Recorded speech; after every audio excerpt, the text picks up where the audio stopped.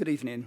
I'm Councillor Pester and I'll be chair of the subcommittee for this meeting. I would also like to remind everyone present that this meeting is being live streamed and recorded for publication on the council website. I would now like to introduce members of the subcommittee. Along with me this evening are Councillor Lake and Councillor Pyman-Brickwood. Also in attendance are the licensing officers Paul Adams, Elizabeth Cox, Legal Advisor Goodwin Manx and Clerk Kenna Healy. Item 1 on the agenda. I've not been advised of any apologies. I've not been advised of any apologies. Item 2 on the agenda. Urgent business. I have not been advised of any items of urgent business. And item 3 on the agenda. Declarations of interest. Can I invite members of the subcommittee to declare any interests? Thank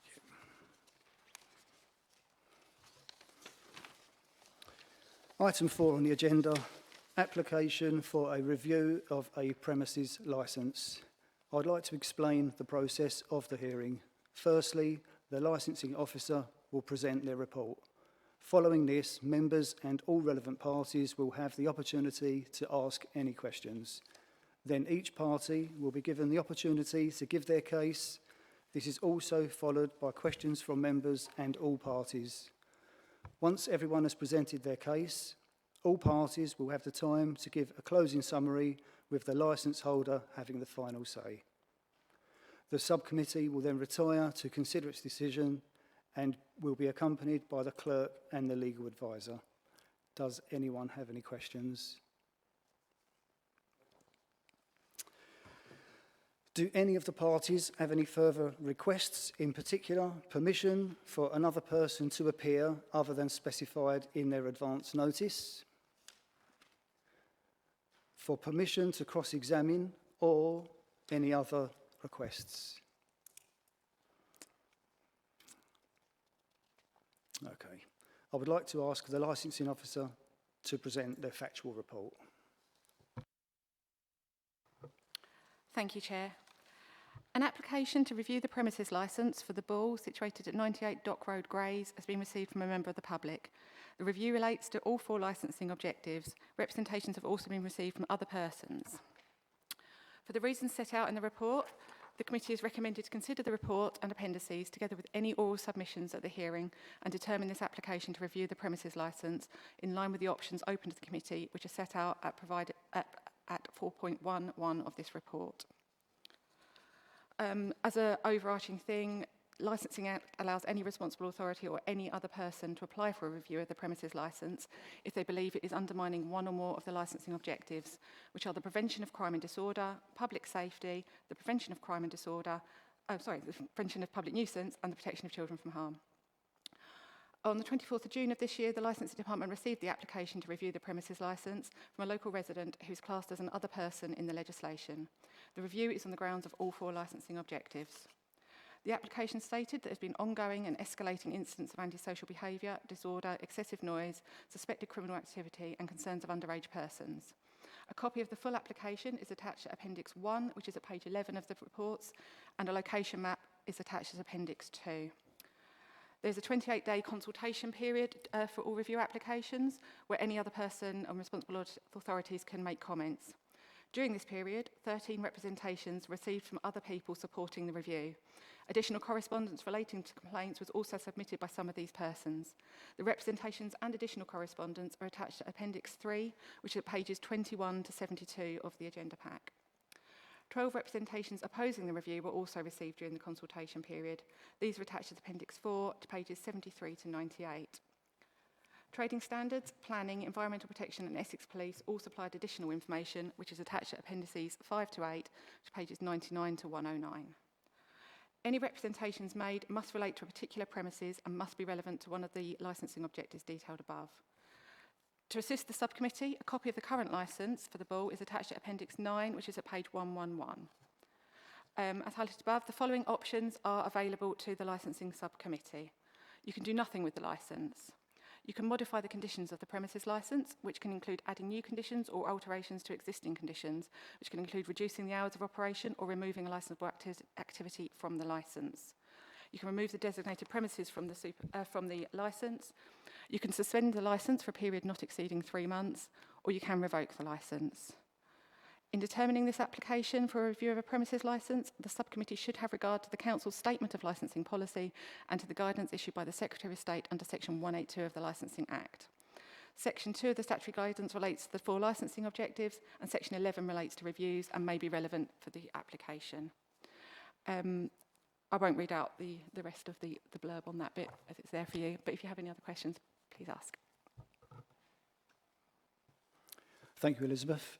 Do members have any questions of the licensing officer? Not at this point. No. Okay, thank you.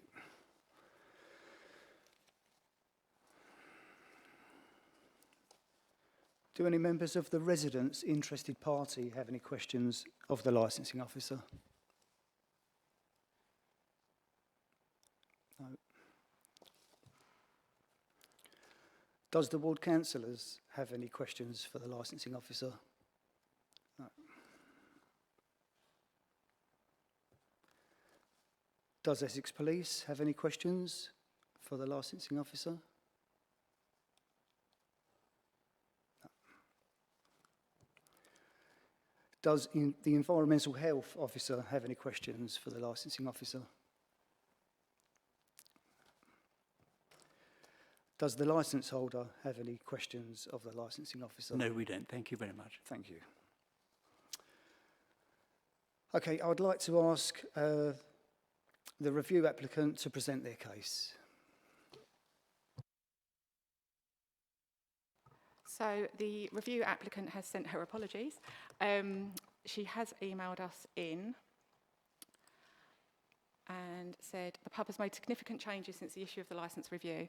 In my opinion, I'm happy with the resolution from the pub and the changes they have made. So she did not wish to attend the hearing this evening. Sorry, that's the applicant for review, That's the applicant for the review, yes. Wish I'd known that earlier.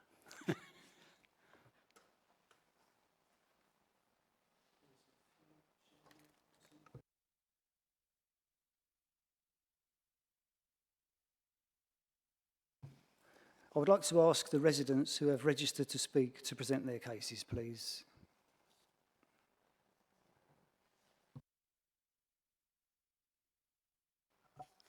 Can you hear me okay? Right, so first of all, we have just done a little bit of a statement because we're not the people that's put the review in, but just a statement from local residents regarding the premises licence review.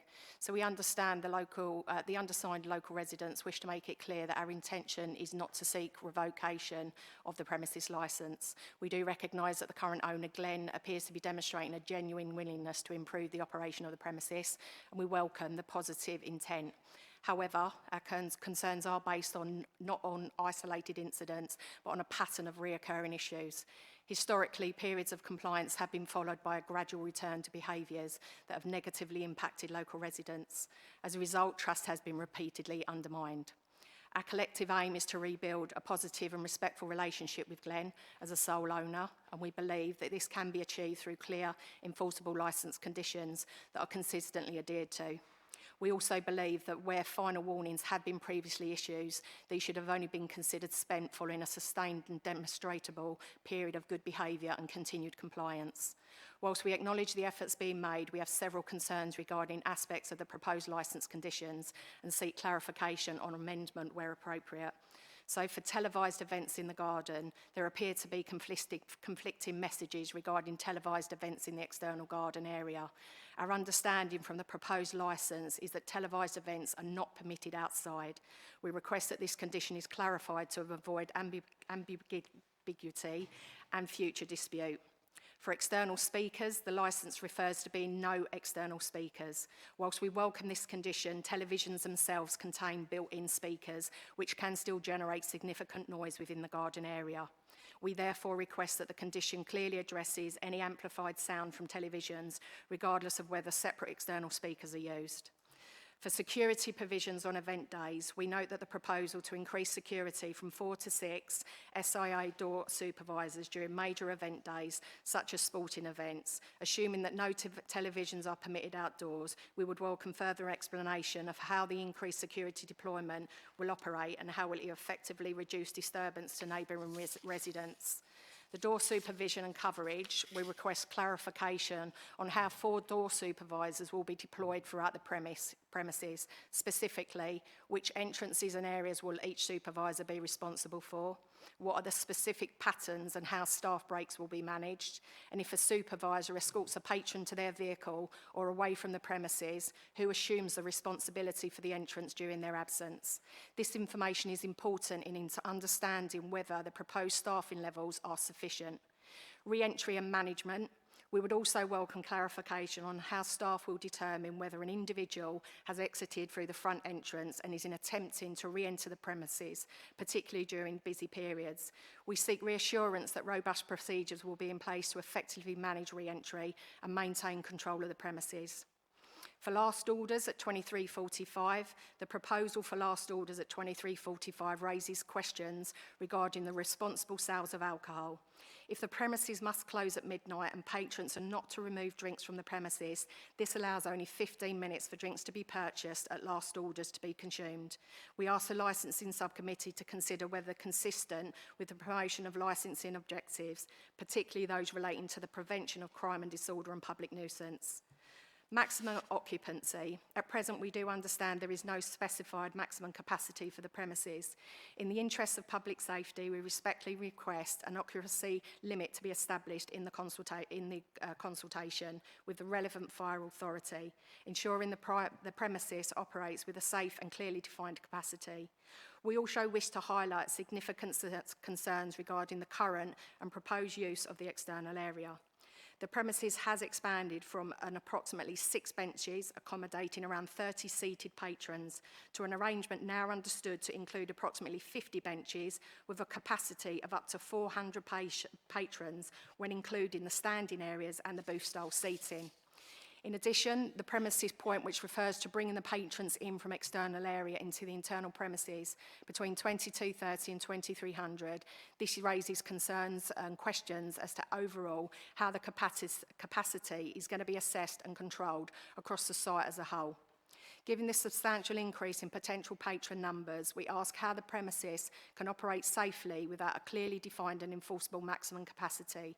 In particular, we seek reassurance on how crowd density, emergency egress, and overall public safety are being managed in the absence of stated capacity limit. We respectively submit that such a significant increase in potential occupancy must be properly addressed and formally set by the relevant fire authority before this licence is granted. Admission times, we note that the proposal to bring patrons from external areas from 22:30, if this is intended to be a supportive change, the patrons need to be in this by this time and not by 2300, as this would appear to be no practical change from the existing arrangements. We therefore request that the condition clearly specifies that all patrons by 22:30 are in the building, that this is consistently enforced. In conclusion, the residents are not seeking to prevent the premises from operating successfully. We recognise the importance of local businesses and wish to see the pub thrive in a manner that is compatible with its residential surroundings. Our request is simply that the licence conditions are clear, measurable and enforceable, and that they are consistently complied with over a long term. We believe this approach offers the best opportunity to rebuild trust between the premises and the local community, where promoting the licensing objectives for the benefit of everyone. Thank you. Are there any other residents who have registered to speak? Please raise their cases. Yep. Thank you. Further to the complaints that have already gone in, I live directly next door to the pub. My kitchen overlooks the pub car park, and although they claims that they really care about the local residents and really want to stop all this local noise after the pub closes, last Friday night I was watching my TV. After all the patrons had left the area, it went quiet. Just after 2 o'clock, Ahmed left the pub with 4 other people, drinks in hand, making a lot of noise in the car park. I wondered what was going on. So about 2:15, I looked out my window to see it was Ahmed with these 4 people. So he said, "Be careful of the neighbours," and shone a little red light in my direction. With that, one of the guys that was with him walked across the car park in my direction, unzipping himself, finding a place to urinate in the car park. The woman that was with them started screaming, "No, don't do that, don't do that." But by then it was too late. He was ready to urinate and he was looking for a place to do it. It's not acceptable.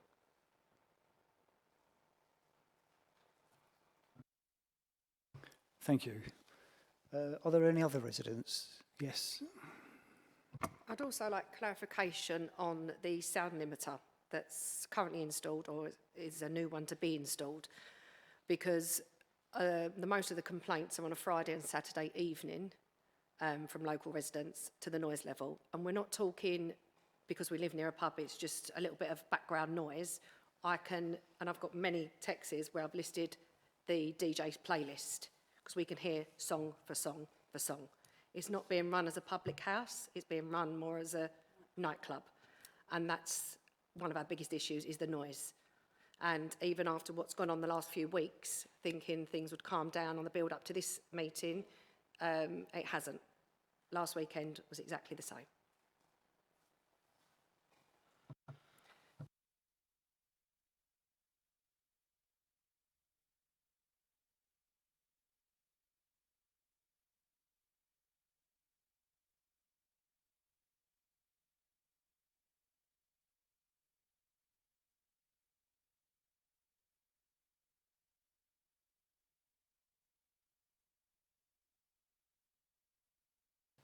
Before we can give any clarification on the sound limiter, we'd need to get some feedback from the applicant, because we can't speak on their behalf, so we'll have to contact them with regards to the use of that sound limiter. Okay. And you'd also like to, yeah. So just one other thing to add, which I've been asked as a representative to bring to the meeting. Glenn actually states in his statement that he used to live near the pub. He lived in Lander Avenue since 2001, and then they moved out with their children and his wife. He see it as an opportunity to be a really good family-run pub, where people could go as a family in a community. If you go on their website at the moment, there's 10 events planned, 9 DJs for Friday and Saturday night, and 1 for a family fun weekend. So if they really want to make it into a family place, they need to be a little bit more generous with what they're doing with families, rather than it just every Friday and Saturday night DJs. Thank you. Sorry, over to you. Thanks. Hi, I live in a pub that runs parallel. I live in a road that runs parallel to the pub, quite a fair distance back. Our main problem is noise on the Friday and Saturday. If we go to bed at 11:30, which is not particularly early, we can't have our windows open because the noise, the amplified music and the DJ's mic. We have had contact with the noise team over the years, because this has been going on for 8 years now. We've been in our property for 35 years. It's only since 2016, when the pub was taken over by a different management, that we've experienced any problems at all.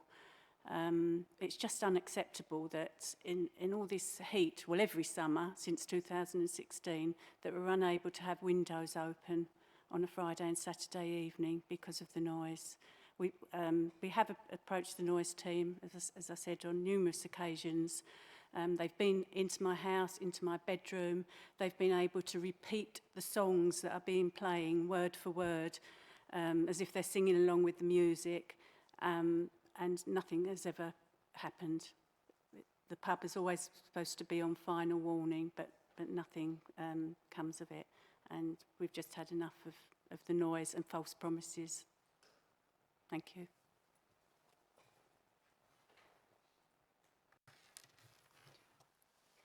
Is there any other residents that would like to speak Okay, thanks. Do members have any questions of the residents? Do you have any questions? Do any of the residents feel that in recent times the sound nuisance has reduced at all since the ownership has reduced from like 2 people down to the 1? No noticeable change? No, okay, thanks.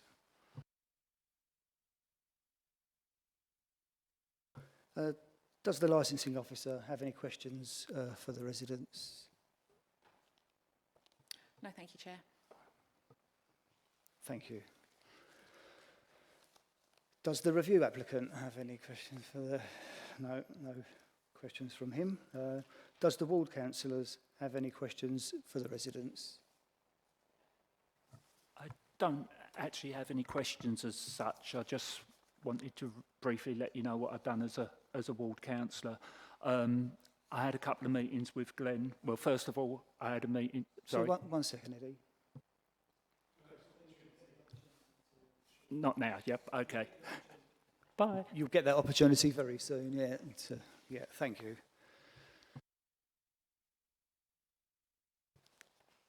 Does Essex Police have any questions of the resident? No, thank you, Chair. No, okay, thanks. Does the Environmental Health Officer have any questions for the residents? No, thank you. Thank you. Does the licence holder have any representative or No their questions, representative thank have any you. questions for the residents? No questions, No, Chair. okay, thank you, yeah. I'd like to ask the ward councillors who have registered to speak to present their cases. There you go. After the incident with the fighting in the street, Glenn arranged to have a meeting with the residents to try sort out the problems, and I met with him first that afternoon because being new to the council and to the situation with the pub, I wanted an idea of what was going on.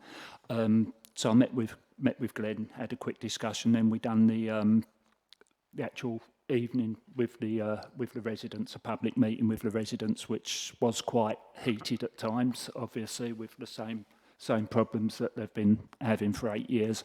And I agreed at the time that I would work with Glenn and with the pub and with the residents and try get a balance somewhere that was acceptable. I must say that the equipment that the pub has in, I've done door work for 12 years myself, so I appreciate the situation.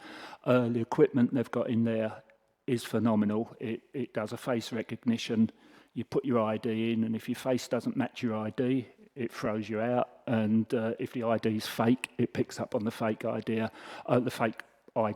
of course. And you can bar people, and if they come back in 3 months later, the machine will show that they've been barred. So it's a very good piece of equipment they've got there, which I like. But what I've done, I took it upon myself to have a little look on a Saturday night, and on the 4th of July, I sat outside the pub from 11:15 till 1 o'clock in the morning with my wife on our anniversary. I witnessed a few things. I walked into the Willows, I walked into Churchill Road, and I walked along Dock Road, and at that time, although there was noise, I didn't feel it was too loud. We had a lot of complaints about cars and revving of engines and that sort of thing. While I was sat there, there was some incredibly dangerous driving going on down Dock Road, but it was nothing to do with a pub. If it had been a pub or a church, you'd have still had that traffic. There was overtaking, going down the wrong side of the road, probably 70 mile an hour. I could say that when every car that I witnessed coming out of the pub car park left in a reasonable manner, there was a couple of incidents of hooting, bip, bip, bip, bip, bip, about 12:35. While I was sitting there, I saw probably 30 plus patrons come out with plastic glasses with alcohol, a couple of young teenage girls with a glass, looked like a glass beer bottle, and they wandered off up the streets locally, leaving their glasses everywhere. And about 11 o'clock, someone who I'd not seen there before come into the pub, so it looked like a new person.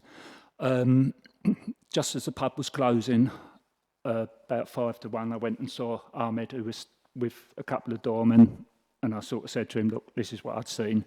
And he immediately got the doorman to walk round the streets, picking up the glasses and picking up the bottles. And yeah, and then I spoke to Glenn a couple of days later in another meeting with Glenn and Ahmed. And like I said, if the last orders were 11:45, that's it. That's when they've took their final money. They're not taking any more money after 11:45. When those people come out into the car park with glasses, they're putting his licence at risk. They're sitting around there, standing around there, chatting, still drinking. So I sort of said, you know, you can't have drinks coming out past that time. Obviously, this is all stuff that Glenn and Ahmed have put into action now. As far as I know, I've not been up there since. So it's probably sort of, I personally have the feeling that they are working towards this, but I've not been involved long enough to say for sure, like, but I got the impression that when I went there, they had a team of people, like about 8 people in there, putting soundproofing things in, soundproofing the lofts, putting soundproofing barriers on the window. I just hope that we can work and do it the same way. I'm more than happy to stay and be a liaison between the residents and the pub, but obviously the decision of what you do is down to yourselves. Thank you. Thank you, Councillor Stringer. Marion, would you like to have anything to say? Thanks. Okay. As well as being a ward councillor, I also help run the local neighbourhood watch and the newly formed community forum. And in these roles, I've heard a lot of comments from various residents. Now, with very few exceptions, the opinion is that residents, including myself, don't want to see the pub closed down. It's very much part of the area's history. The problem stems from poor management, and I'm told the complaints have been ignored by the manager and even the council for some time. Some behaviours are expected when you live close by to a public house, but at the same time, the ball is in a residential area, and that should be taken into consideration by the management and their customers. It is, after all, a pub and not a nightclub or a rave venue. Now, a summary of the complaints and observations are underage drinking, drug taking, noise disturbance, antisocial behaviour, the attracting of criminal behaviours, and the attitude of the manager. Security has been lax. Customers have been allowed to take drinks outside of the pub boundaries. Broken glass around the nearby streets has been the norm. There is still evidence of drinks being taken out, only now it's plastic glasses that are discarded. There's been illegal behaviour in the car park, including nitrous oxide that's been ignored. The state-of-the-art ID system has been in place for some time, but the benefits of that are counteracted by the underage youths reportedly being waved through by the manager.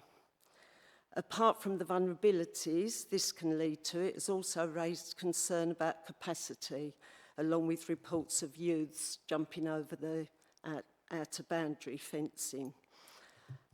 The owner of the pub has made a lot of changes recently, and I thought the noise factor has improved somewhat, but maybe it hasn't listening tonight. And I know that residents aren't confident that things will improve in the long term under the current management. I believe the alcohol drinking age limit should be raised to lessen the risk of underage drinking and the vulnerabilities that occur as a result of that. That's my opinion. Thank you, Councillor Cherry. Do any members have any questions of the ward councillors?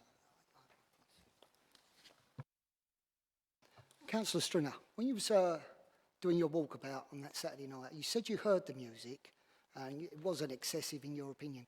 Did you notice or take note at all what time it stopped? Yeah, I got there at 11:15, parked up, walked Churchill Road, back down Dock Road, and then into Willows, right down the very bottom of Willows. And then it was between 11:15 and 11:05 that I was there. And you could hear it, but it wasn't as loud as I was expecting it to be. Churchill Road there were still people in the garden when I first got there, sort of about 11:15, and they were noisy. The main noise for me was when the pub finished at 12 and the people were coming out into the car park. That's when the noise picked up. Thank you. Any other further questions for the ward councillors? Thank you.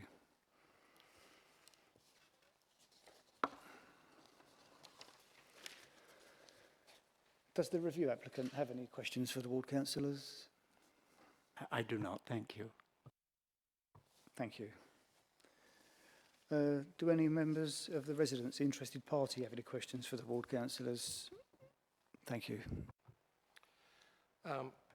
Yes, you referred to soundproofing the windows and the loft area.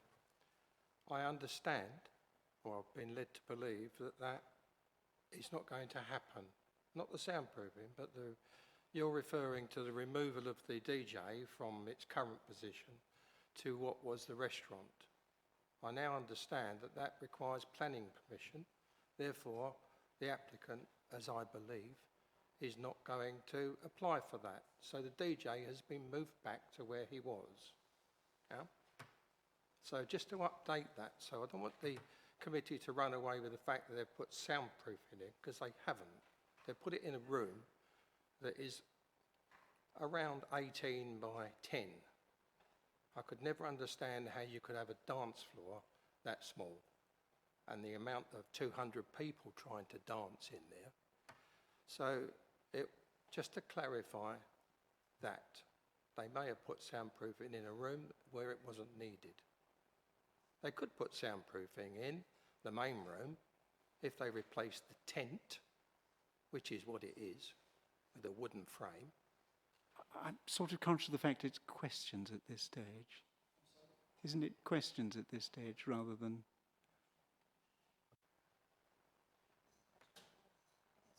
I didn't hear that. Yeah, I mean, if you could direct your comments to questions for the ward councillors, if you could, please.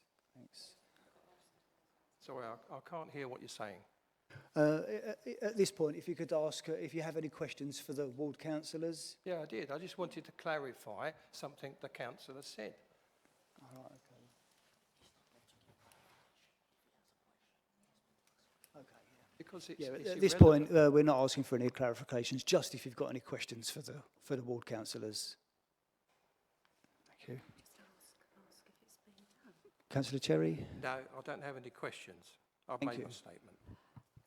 I was in the ball the other day and I did notice that it hadn't been moved around, and I was quite, because I went and had a look, and I was quite shocked to see that the restaurant tables were still in the restaurant area, and so, yeah, I'm just confirming that there hasn't been some of the alterations that were expected.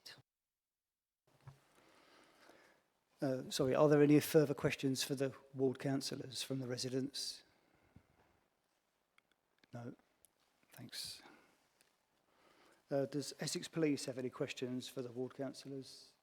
No, thank you, Chair. Thank you. Does the Environmental Health Officer have any questions for the ward councillors? No, thank you. Thank you. Does the licence holder or the representative have any questions for the ward councillor?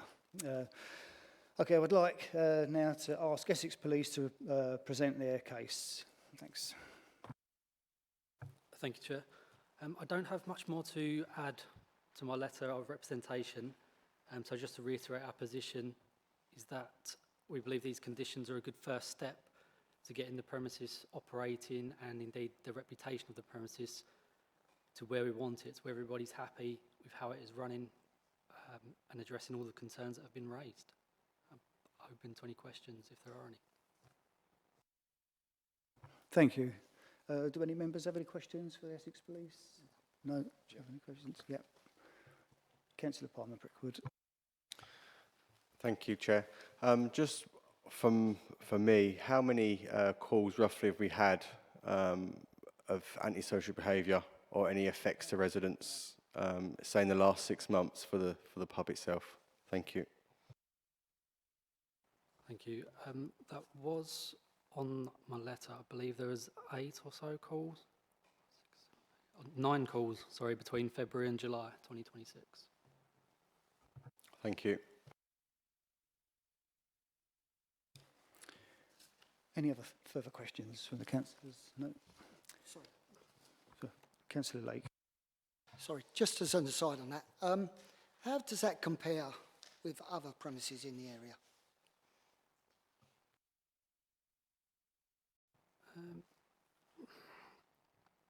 In terms of numbers, it's probably about the same. Obviously, the incidents, the ones that were called in, varied from a call following up a previous call to obviously the large-scale fight that happened at the end of June. So yeah, it's about on par with other premises of the similar nature. Thank you. Is that all the questions from the... No, nothing. Okay, thank you. Does the licensing officer have any questions of Essex Police? No, thank you, Chair. Thank you. Does any member of the residents' interested party have any questions of Essex Police? I do.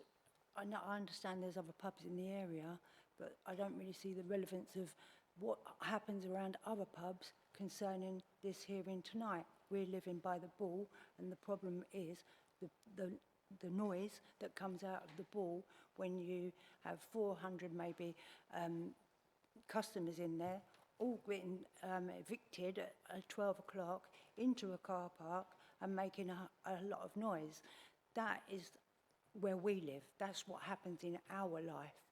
That is a regular, ongoing, every weekend, Friday and Saturday nights. And if it's unlucky enough to be a bank holiday, it will be the Sunday night as well. So it is ongoing, and you may have only had that few calls, but I can assure you that there is quite often a fight in the car park or on the street. And if cars are going up the wrong side of the road, it's often because people are running around in the road having a fight, or the cars are parked there. Sorry, could I ask that you just restrain your comments to questions for the Essex Police? Well, the question is, I don't see the relevance in talking about what happens in other pubs. Right, we don't live by other pubs.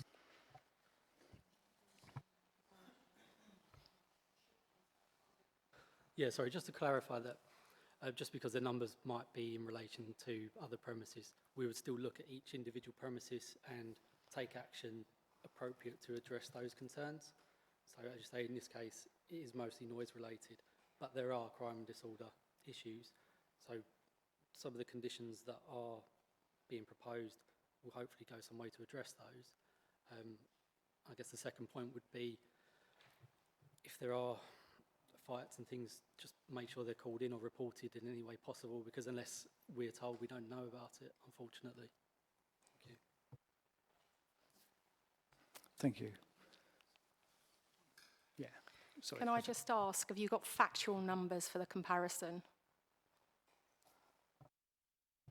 No, I haven't gathered numbers from any other premises. As I say, we would treat them individually as it is, so as your other resident said. So obviously I'm asking the question to the licensing police, but obviously can that be considered as evidence that there is no factual comparison? Thank you. Are there any other further questions from the residents to the Essex Police? Thank you. Do any ward members have any questions for the Essex Police? Councillor Cherry. I don't suppose you'd know, but would those numbers include residents nearby who had to ring up on the night of the 23rd when there was troubles all round the streets emanating from the ball originally? Yes, I believe at least one. I think with that one, because there was multiple calls, it might have been attributed to one incident number. So all of the calls would have been put under that one for ease of recording. Anything in nearby streets wouldn't necessarily have been recorded against the premises. It would have been recorded at the location it was being reported for. Thank you. Any other questions from ward members for Essex Police? No, thank you. Does the Environmental Health Officer have any questions for Essex Police? No, thank you. Thank you. Does the licence holder have any questions for Essex Police? No. So I would like to ask the Environmental Health Officer to present their case. Thank you.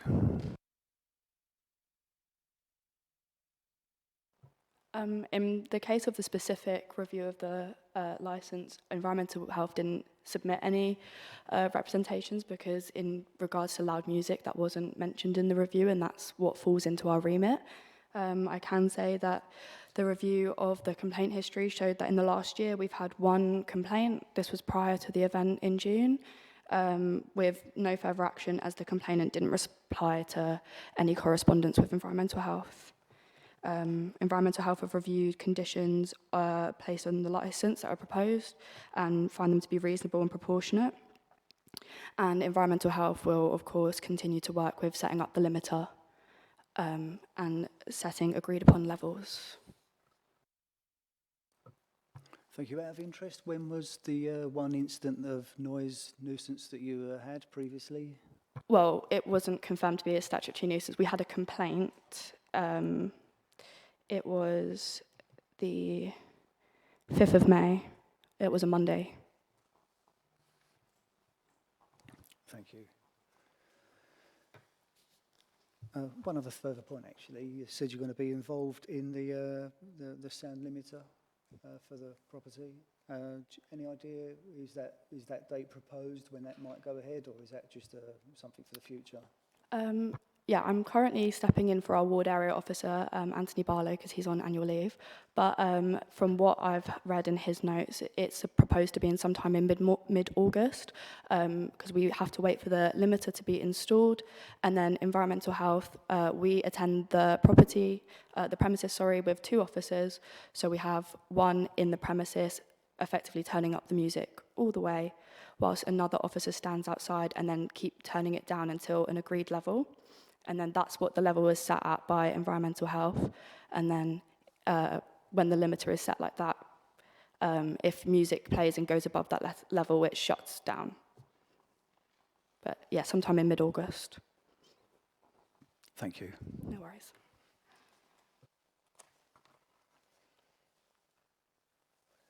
Elizabeth, there isn't anybody talking on behalf of the licence holder, is there? No, this next. Oh, sorry. Okay. I'd like to ask the licence holder to present their case. Thank you. I don't think I've ever been in a case where a resident has called for a review of the premises, not turned up for the review, and expressed themselves entirely satisfied with the measures that we have undertaken. The very person who's bringing this review feels that the measures that we put in place, and bear in mind this is a lady that lives next door, the measures that we have put in place have addressed the concerns. Now, you need some background, and I know that you will have read the statements of Glenn and Marissa. I see that Councillor Lake... I'm so sorry, I lost you there for a moment. No, sorry, my line's wrong. All right. I know that you've read my skeleton. I know that you've read the 2 statements. Glenn and Marissa bought these premises in 2016. They had lived locally, and that was some time ago. And yes, it's perfectly so that these premises used to be much smaller, and yes, it's perfectly so that the garden used to be much smaller. They've invested considerable sums and have brought it up to a very, very high standard. And as I've said in my submissions, it's no part of my case that I'm going to minimize anything that the residents have said. We accept entirely that the concerns that they have are genuine, in some instances wholly justified, and I don't seek to detract from that at all, nor do I seek to say that the incident that took place on the 23rd of June, the night of the England-Ghana match, wasn't serious, because of course it was serious. Now, a lot has been raised. Thankfully, nobody's asking for revocation. The sensation that one got listening to the residents was that they want conditions and that they want clarification on the conditions. And I'm happy to do that. Matters such as the noise limiter, I'm happy to address you on that. But just before I do, I'm going to deal with Mr. El Sayed. I have to say the incident that took place last Friday, that should never have happened. And I'm sorry, and I apologize to the resident for that. I don't seek to say that that didn't happen. If it did, we're sorry for that. The importance of a hearing such as this is that minds are focused. The residents say, well, what guarantee is there that this won't happen again in the future? This is the first review that the premises have ever gone through. And what's important is to look at the actions that the license holders took during the recent currency of the premises and what happened since the application for review went in. Now, you've seen mention made of a former business partner. I'm not going to identify him, but I am going to accept this. I'm not instructed by him, but I'm going to accept this, that he didn't run the premises well. And he was not a diplomat, and there are certain exchanges that took place between he and the residents which are regrettable. But that happened, and the question is, what is the position now? Now, the second that the England-Ghana match took place, again, I'm not going to seek to mitigate it, but I'm going to say, put it into context. Look at what happened. And I'm not suggesting, oh, well, look, every other premises in Thurrock that was showing the match experienced some form of trouble that night. You've read the press, you've seen what happened on the local news. There was some activity that took place that night. And I wouldn't want you to think that what happens every 4 years nationwide is typical of what happens on a normal trading day at these premises, because it isn't. What is important is what Mr. El Sayed did. He's been at the premises 10 years. We believe that he is a really good and a really competent manager. In his day, he has worked for the Intercontinental, the Hilton, and the Four Seasons. Also the Shard, where he spent a year. And he did not get on with the previous business manager, left to go and work at the Shard, came back when the previous business partner had left the premises and was no longer connected with him, and set about the business of liaising with the residents. He gives his telephone number to any resident that wants it. That meeting that Councillor Stringer spoke about on the 29th of June was a meeting called by Mr. El Sayed. He spoke to one of the residents, there's a local WhatsApp group.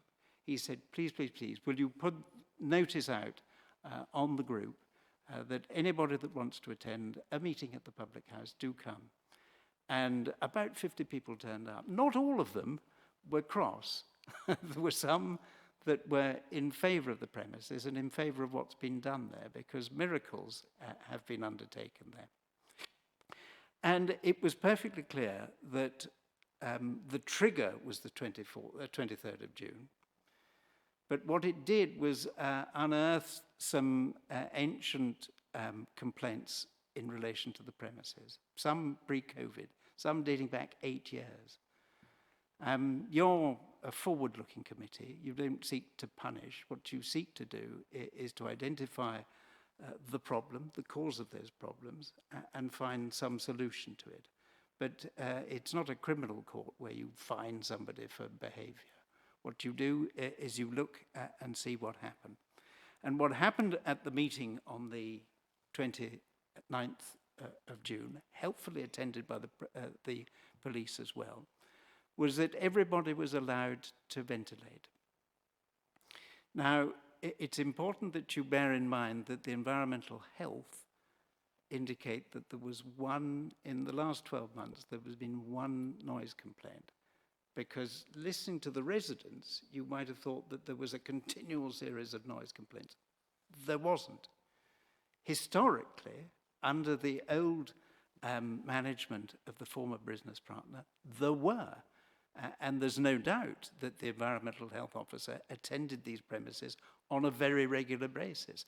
And there's no doubt that in 2022, a noise abatement notice was issued, and thankfully that was never breached. But that's historically when the noise complaints were being made. They have not received a single complaint, save for the 5th of May. And can I tell you what the 5th of May was? It was a Easter Sunday. There was a children's entertainer. The children were being children in the garden, laughing at the children's entertainer. The complainant is somebody that works for the RAC and is on nights. And so he was sleeping during the day. Made a complaint to the premises. The premises immediately cancelled the entertainment. What was left were children being children, but the source of the noise disappeared.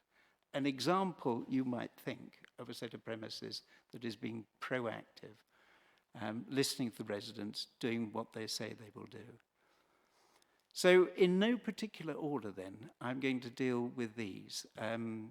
What was suggested by Councillor Cherry was these were premises where underage people are sold intoxicating liquor. There's no evidence of that.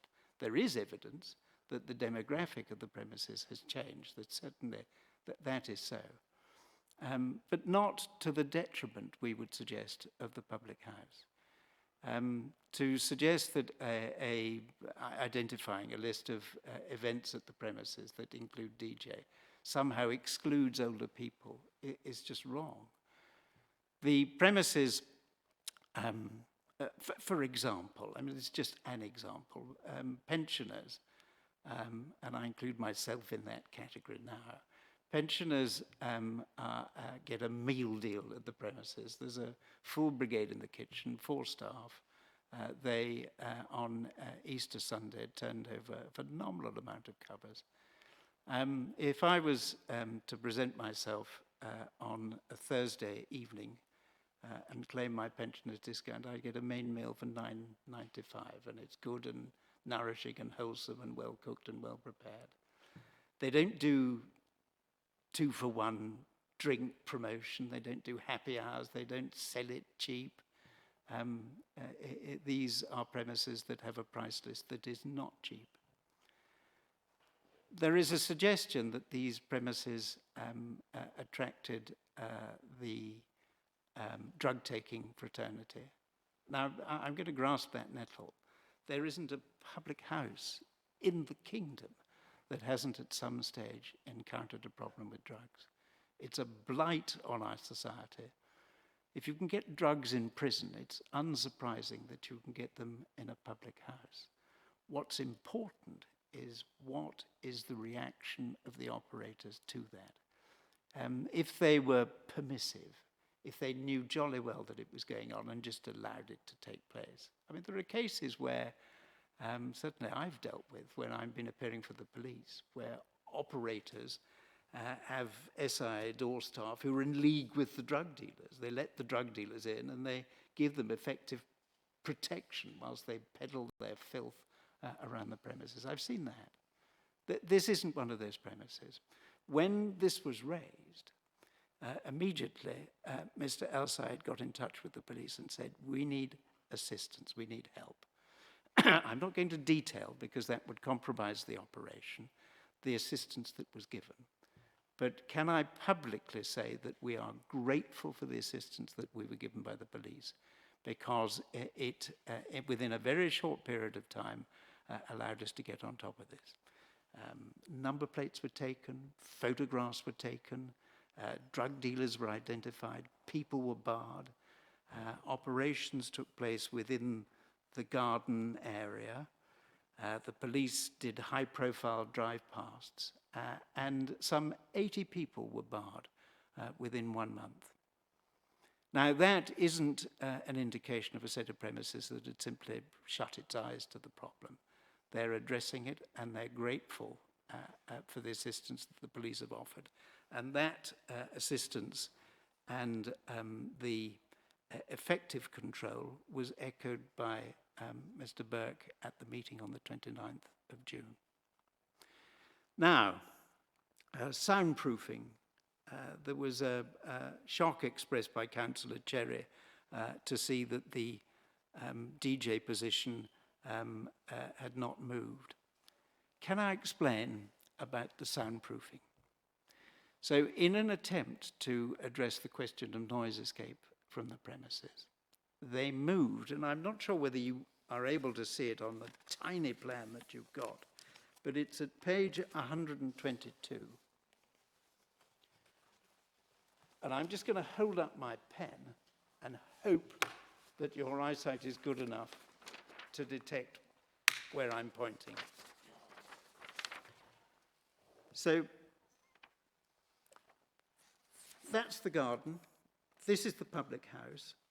There's a rectangle that comes out there. Now that is an area which is called the urban area. Immediately in front of that, through what are marked as 2 doors, but they've been removed, is the DJ area and the small dance floor. Now, in an attempt to address soundproofing issues, the DJ was moved to this area at the top of the plan. And then it was pointed out by the Environmental Health Officer that that would require planning permission. So that had to be shelved, and it moved back to where it was.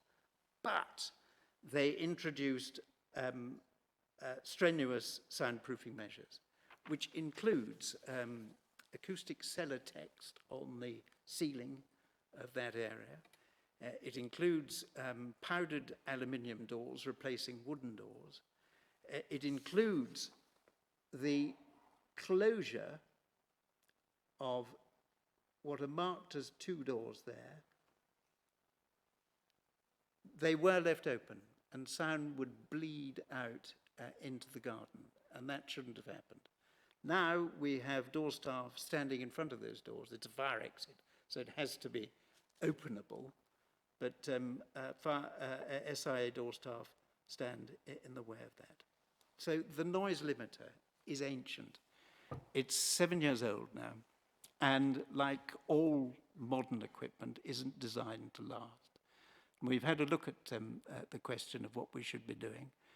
There's no doubt that it wasn't working as well as it should have done, and we have a new noise limiter which has been ordered.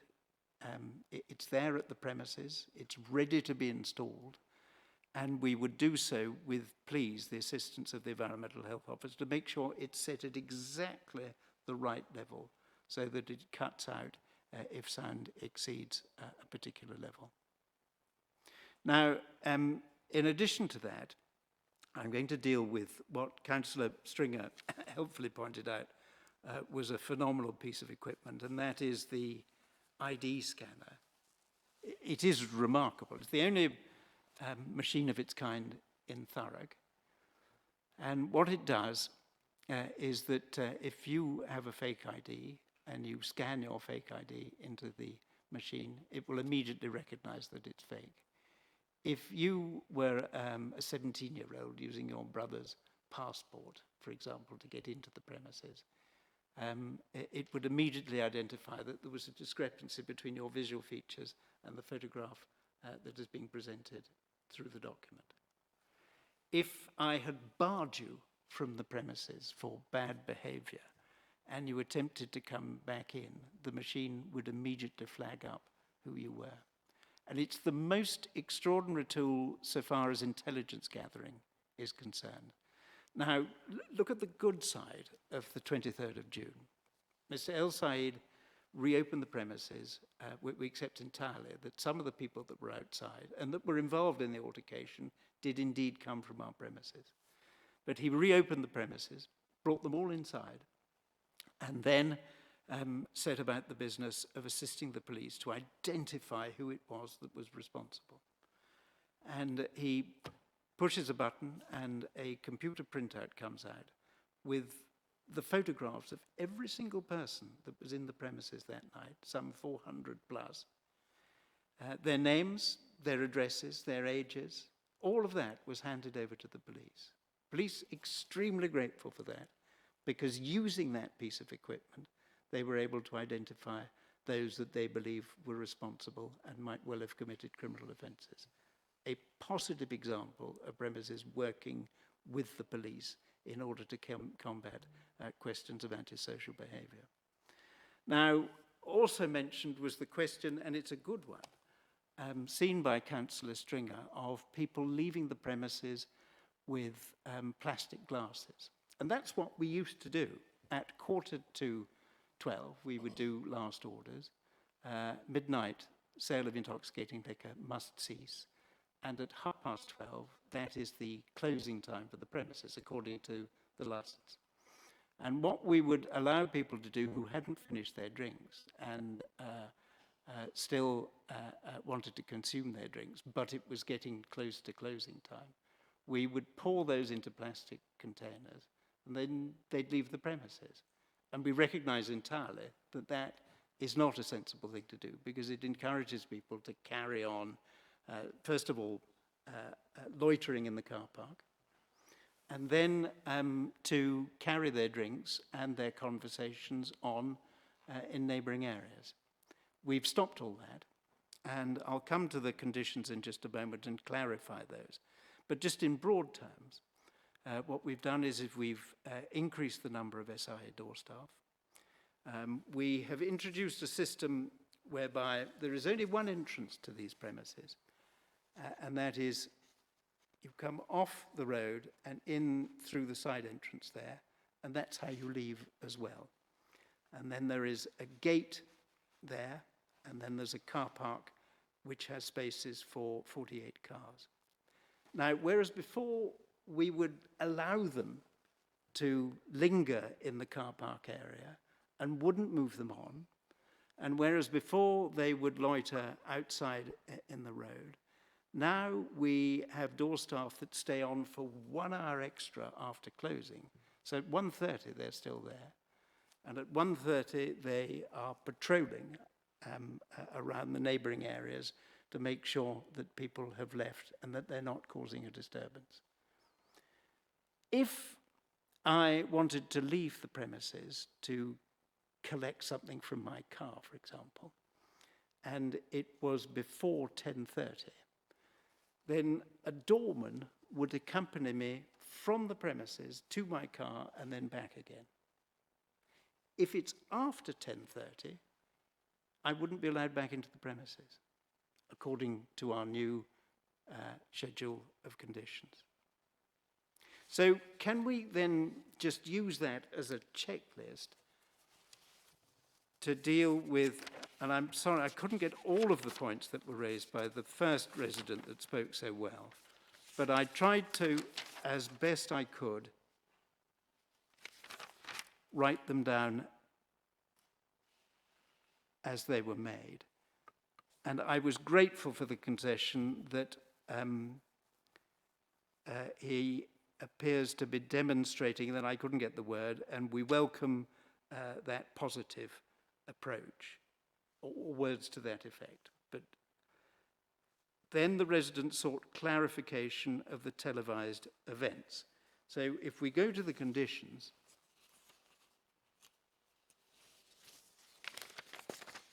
you'll see at condition 14,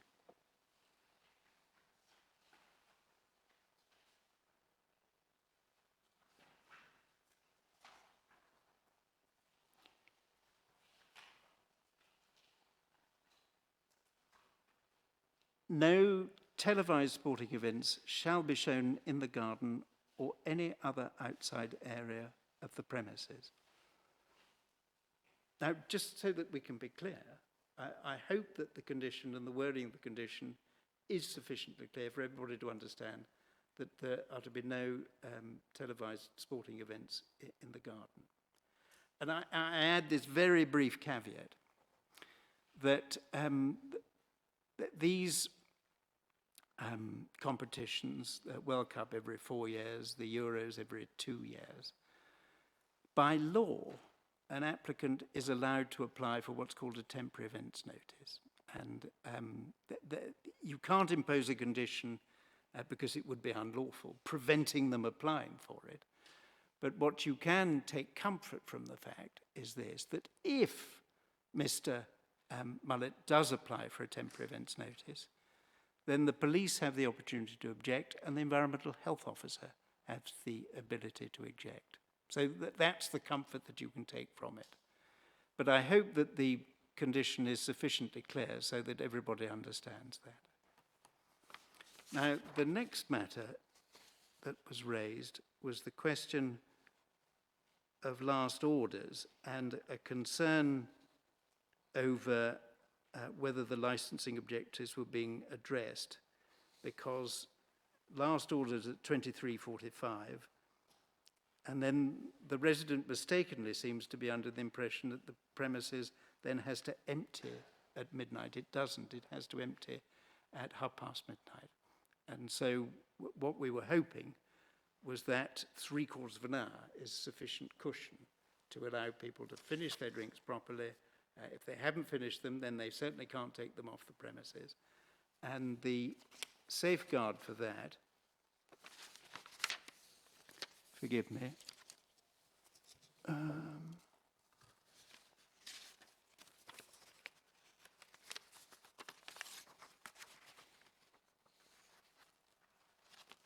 is at condition 15. No alcohol or other drink shall be removed from the premises by customers, whether in glass, plastic or other containers, save that this shall not prevent the reasonable removal of unopened sealed containers as otherwise permitted by law.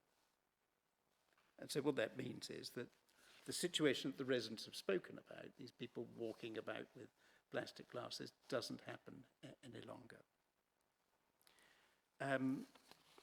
There was a question raised about external speakers. Under noise control, at condition 13, no external speakers shall be installed or used in the garden or any other outside area of the premises.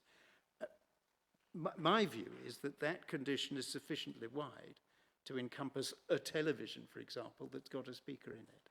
So what that means is that there could be no amplified sound out in the garden. That's what that means. Maximum occupancy.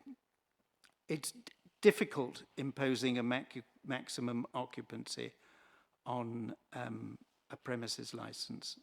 Under the old law, under the 64 Act, it used to be when fire officers would make representations on the grant or refusals of what were called on licenses, then routinely conditions relating to occupancy were imposed. I'm happy, if you want to impose an occupancy condition, that you word it in this way, that such numbers as may be determined by the fire officer, whatever the fire certificate says. We're perfectly happy with that. But I'm a little bit anxious about imposing an occupancy today. If you left it open and in the hands of the fire officer, then we would be happy with that. And then, of course, you'd be satisfied with the fact that he or she had addressed the question of safety and so on. There was a complaint made in relation to the garden finishing at 22:30. Now, at the moment, the condition on the license allows the garden to be open until 11 o'clock. And so what we're proposing is a significant decrease on that. So what we're saying is our license currently says 11 o'clock. Ignore that. Give us 10:30 and we will clear it by 11 o'clock, as opposed to the current position, which is 11 o'clock, and we'll clear it after that. And I hope that that makes it clear what the position is on that.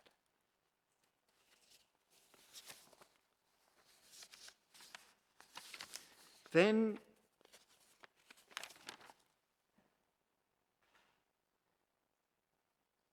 there was a question in relation to the door staff. And can I say this, that the condition relating to the door staff is contained at condition 1. And what we've said is there will be a minimum of 4 SIA registered door supervisors comprising 3 male and 1 female. And I've used the words best endeavours because it's not always easy to obtain a female member of staff, member of the door staff. And what they will do is use their best endeavours to ensure it's a 3-1 split. And at all times when the outside garden area is in use. And there was a question about, well, where are they going to be deployed? Well, we know where one of them is deployed, and that's in the DJ area itself. The others are deployed at the entrance to the premises. Another is deployed in the car park itself, and another is deployed within the garden area itself. So that's a minimum, remember, that they will commit to do. When the outside garden area is not in use, then the number of door staff shall be determined by way of a documented risk assessment, save that that number shall not fall below 2. And what that means is, in practical terms, in summer the garden is wonderful, so in between May and September, if the sun is shining, then the garden is used. But after September, October, when the skies begin to lower and the rain begins to pour, nobody comes to the garden. So there would be little point having 4 door staff there because the garden wouldn't be in use. And that's why we've weighted the condition to include the use of the garden. So I hope that that makes that one clearer. Now, in relation to the ID scanner, we've made that a condition. We've made sure that there's no admittance to the premises after 10:30. That was a condition that was asked for in one of the representations, not currently on our license. None of these conditions are on our license. And so that one would be enshrined in law, and any breach is liable to a criminal sanction. And then the business that I spoke about you leaving the premises after 10:30 and attempting to come back in, there is no re-entry. And then announcements, garden area, noise, we're going to need the assistance of the environmental health officer. Drugs, we're perfectly happy to comply with the police suggestion that any seizures of drugs that we do, then they shall be retained and they shall be handed over in a sealed label container to the police at the earliest opportunity. Any person found to be in possession of or dealing in any controlled substance barred from the premises. And then a record of all barred persons should be maintained on the premises. That's easily done because the ID scanner does all that. CCTV, I should add that we increased, when there were concerns about the running of the premises, we increased the number of CCTV cameras from 8 to 26, is it? 24. So that is enshrined in a condition. Toilets being checked, enshrined in a condition. The perimeter security. Now, there was a complaint that what was happening was that people were leaving the premises or being barred from the premises or refused entry, and then they would just go round the back and attempt to climb over the wall. Mr. Bullett has been obtaining quotes for raising the height of the perimeter fencing. We thought that that would be an easy matter, but it may require planning. So condition 21 currently reads, the boundary treatment of the front of the premises shall be improved, including raising the height of the boundary wall, installing chain link fencing and removing stepped brickwork in order to deter unauthorised access by persons seeking to circumvent the entry policy. I'm a little concerned if that is made a condition and then we have difficulty with planning. So it's a matter entirely for you. We're happy to volunteer that as a condition, but I wouldn't want us to volunteer that condition and then find that we're in difficulties practically with trying to raise the height. But certainly we'll put in place robust chain link fencing. There was a complaint about lighting shining into one of the residents. We turned the lights around so that that no longer happens. And so we put that as a condition, at condition 22. Lighting and CCTV coverage maintained in the area of the children's play area and other perimeter locations. Member of security staff stationed in that area to monitor for attempts of authorised events, and making sure that external lighting isn't positioned or angled so as to shine into the neighbouring residential properties. And then finally, there's landscaping. I know that one resident complained about the removal, historic removal. We had to, because one of them was diseased and the other one was leaning and about to fall over. So they had to be replaced. If the resident would like those trees replaced, then we're happy to do that, subject obviously to species selection and necessary landscaping advice. Now, I'm conscious of the fact that you heard from me and not from Glenn and not from Marissa, because they're the people that are in day-to-day control of these premises. Now, I've gone through this at some length, Glenn. Forgive me. Is there anything that you or Marissa want to add? And I'm talking in particular about your relations with the residents going forward, because the complaint is this. Well, you may say this in this hearing, but it's an empty promise. You're not going to follow it through. Thank you, James. Obviously, James has spoke.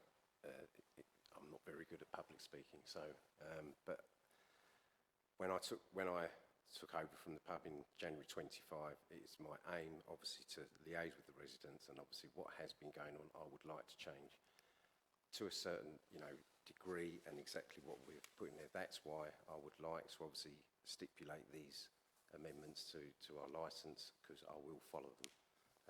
And obviously James has tried to explain everything that I have been speaking to him about.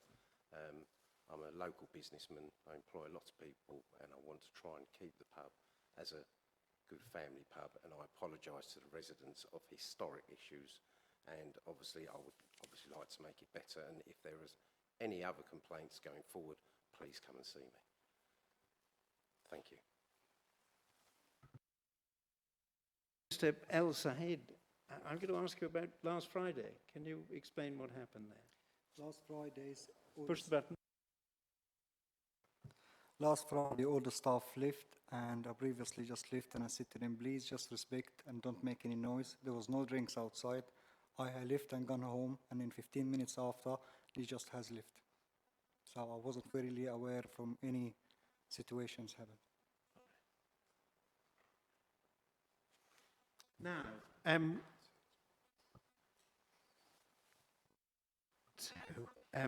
I think what I'm going to do at this stage is just tender all of us to questioning from the committee, and obviously from the residents and police and all the other responsible authorities. But we're here to help and to solve. Thank you. Do any members have any questions for the licence holder? Councillor Lake. Thank you. Minor possibly more clarifications for the proposals you put forward. You talk about increasing the CCTV from 8 to 24 cameras. Is that inclusive of the parking at car park area, or are these just internal? It's external as well as internal. How many cameras have you got? We had 2 cameras outside and 2 cameras on the front doors, and in 3 cameras in the car park, 1 in the dance floor, 1 in the open area, 1 in the restaurants, 2 in the toilets, and 1 in the other ladies' toilets as well. Thank you. So all areas will be covered by camera? Apart from the cubicles in the toilets, obviously. Thank you. Possibly one more, if it's all right, Chair. The doors that run between the main building and the garden area, are they in situ at the moment, or is it your plan to put them in? So it's a very good question. These doors are in place. It's these doors that have been removed, and it's these doors that we will replace, because it's possible that there was some noise bleed from there historically. So there's a rectangle there. Those doors into the garden are there. The doors that have been removed are the ones on the right-hand side of that rectangle, where you can see faintly a double door there. That's been removed, and we're going to replace that because it's probably the source of noise bleed. Thank you. And are you actually in the process of tendering for that work? You are in active process? Yes, I am, and it should be done within the next couple of months. Thank you.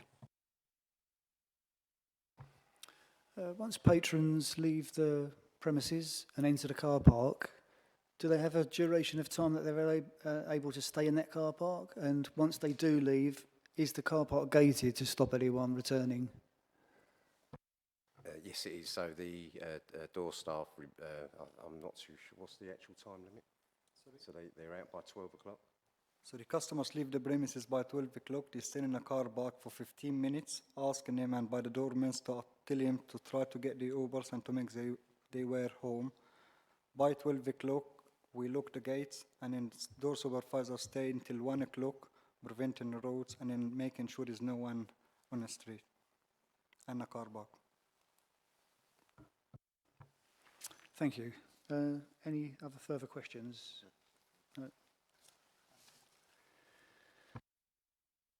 Does the licensing officer have any questions for the licence holder? I've just got a couple of questions around clarification of the conditions that are proposed, just to ensure that we understand it should they be imposed on the licence, and then they're enforceable. So the proposed conditions 1 and 2 are all in relation to the provision of door staff. Is reading the condition that's intended that will apply at any time of the day or night?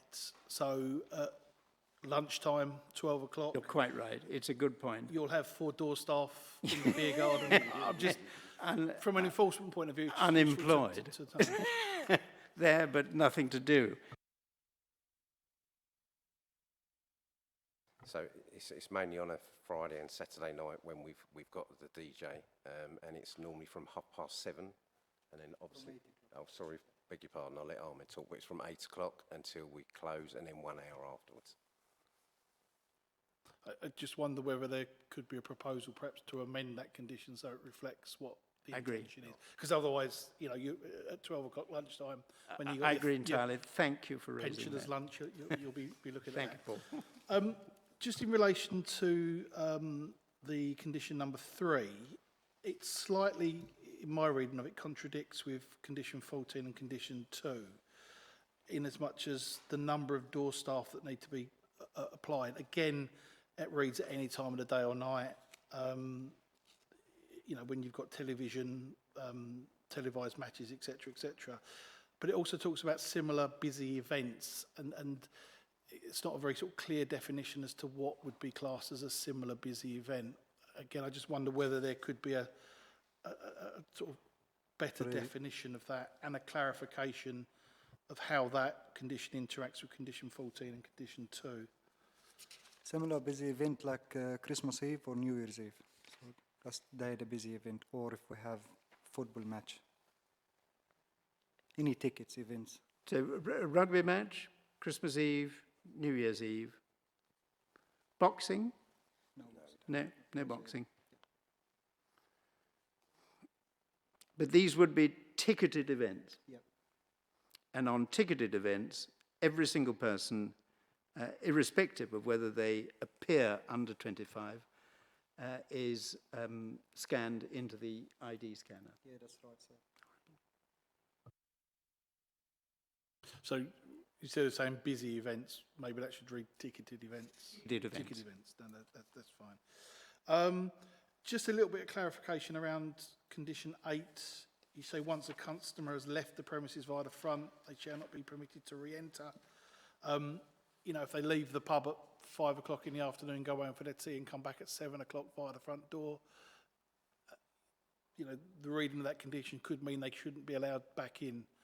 Again, I just wonder whether there needs to be a better definition of that as to when that condition will kick in, if there's a time of day that that condition kicks in. Yes.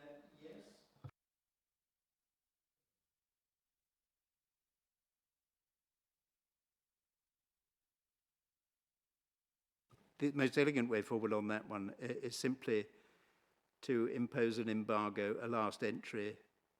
There should be no entry or re-entry after 10:30. That's a simpler use of the condition, and take out the verbiage before that.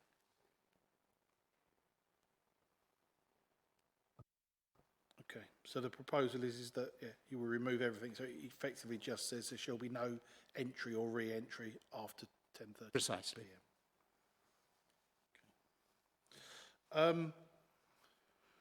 Okay. Just again, condition 10, could you just explain what you mean by the garden area, the outside garden area shall cease to be used, and then what will customers do up until 11 o'clock? It seems a long period of time to get the garden cleared. Yes. So we start in letting the customers in from 10:15 till 10:30. Everyone from the garden moved inside 10:30, and then from 10:30 we all inside. So we start from 10:15 till 10:30. That's 15 minutes. You're giving us everyone to go in. Some of the customers are leaving, which we open a side gate to let them out, and then some of them they are moving inside. Most likely the people on the tables, they are staying inside, and all the people from the booths, they finish at 10:30, and they just go. By 11 o'clock, there is no people in the garden at all, I mean, to me that doesn't seem, it's a different condition that's already on the licence, because effectively you're saying people can remain in the garden until 11 p.m. No, what the condition seeks to do is to prohibit an actual use of the garden. So up until 10:30, people are sitting there, they're drinking, they're chatting. If there's an active clearing of the garden at 10:30, it makes it a different entity to the current condition. The current condition allows 11 o'clock and then clearance after that. As a suggestion, it might be better to word the condition to say that clearance of the garden should begin at 10:30, with the garden to be cleared at 11 o'clock. I agree. If that sounds better.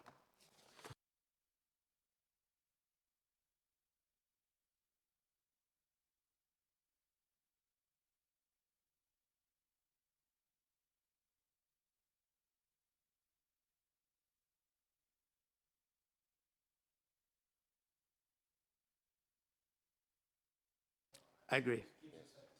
Yeah.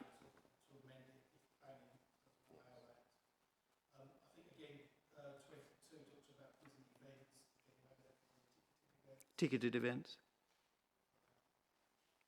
Sorry, yeah, and that's all the questions in relation to the conditions. Thank you, Chair. Thank you very much. Thank you. Do any members of the residents, interested party, have any questions for the licence holder? Thank you. There's a few things I'd like to clarify. So when they go, the people go into the pub, the security asks them for their ID. So do they then have to show the ID to the security, then go in and queue up again and go through the scanner?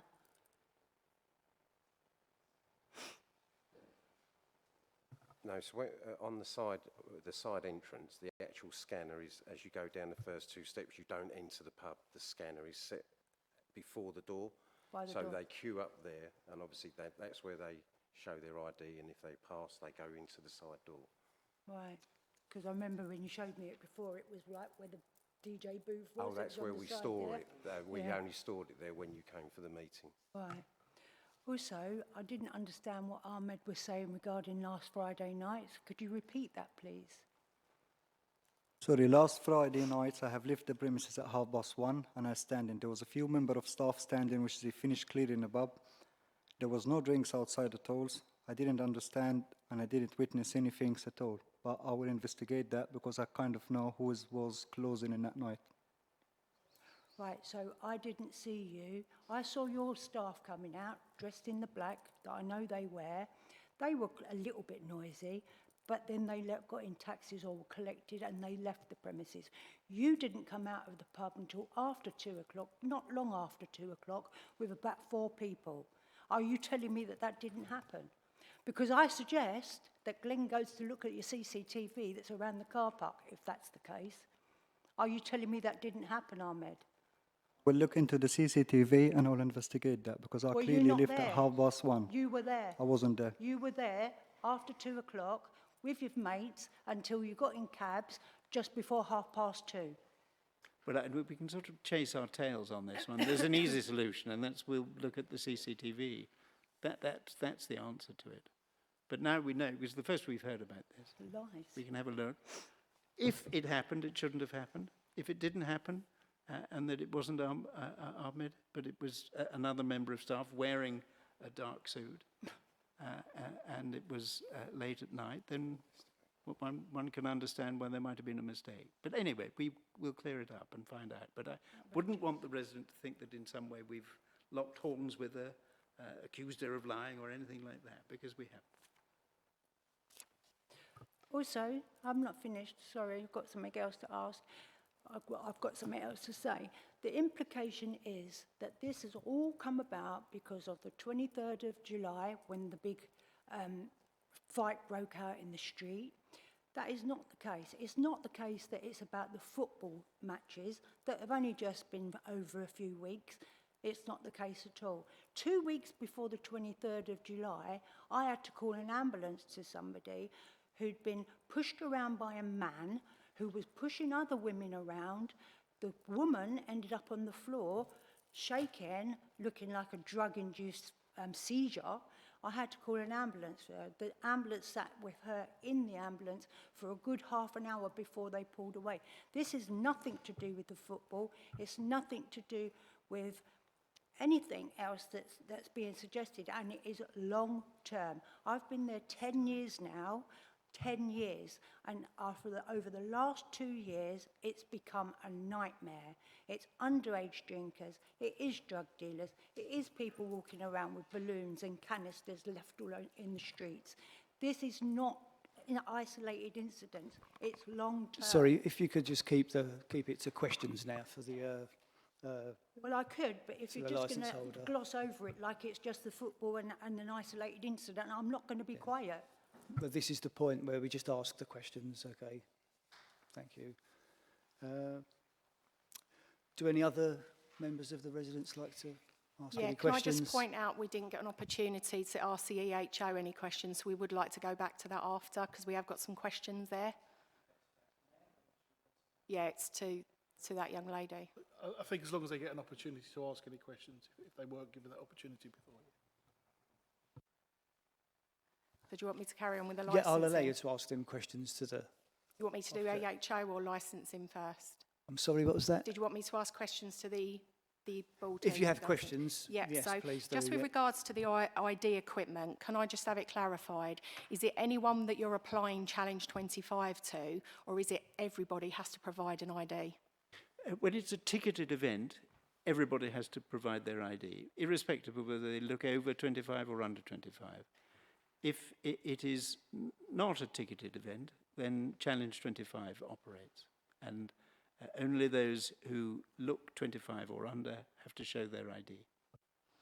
Okay, so just to clarify, if it's not a ticketed event and there's a fight that kicks off in the pub or outside, you wouldn't be able to provide to the police or the local authorities full identification of every patron that's been in that pub? We've got picture-perfect CCTV that captures that. We have a team of door staff that one hopes would be on top of any incident such as that. So whilst the ID scanner is a wonderful tool, we have to rely on good old-fashioned management of the premises, and that includes up-to-date CCTV, and it includes very good SIA. Okay, so my next question, just going back to the television point, Ahmed in his statement actually makes a comment in point 25 that we only bring televisions into the garden for major football tournaments. We bring the European Championships every 2 years, the World Cup every 4 years. Outside other events, there are no other televisions or amplified sound in the garden.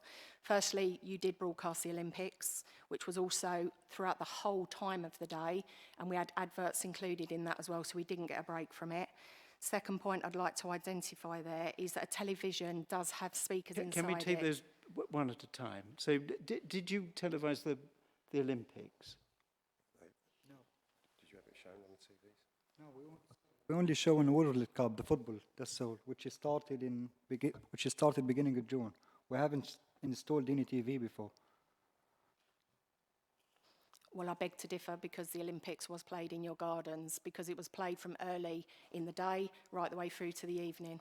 The last games we was showing was Euro 2024, and then we installed the TVs in 2025, in 2026. If you go back on your records 10 years, we're not talking about drawing the line in the sand and just looking at the last year. If you go back and look at your records, it will show that the Olympics were played. Which year is it? I don't know what the year the Olympics was, but I can remember the Olympics being paid. That's not for me, that's for you to go back on your eventing.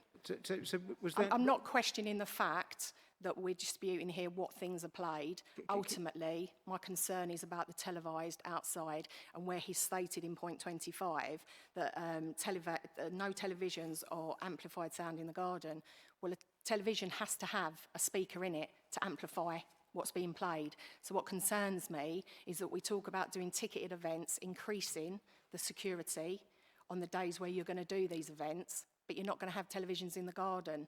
So why are you needing... I can have an opportunity to answer this. Can I just finish that point? So if you're having a ticketed event because it's going to be increased and you're needing to increase your guarding, I need kind of, and I suppose as a residents, we need an understanding of how many people are included in that for that needing to be a ticket event if it's not going to be out in the garden because there's no TVs. I hope I dealt with that earlier. If I didn't make it clear, then that's my fault. First of all, the question of the Olympics, that, as we now understand it, is historic. It's not a recent thing.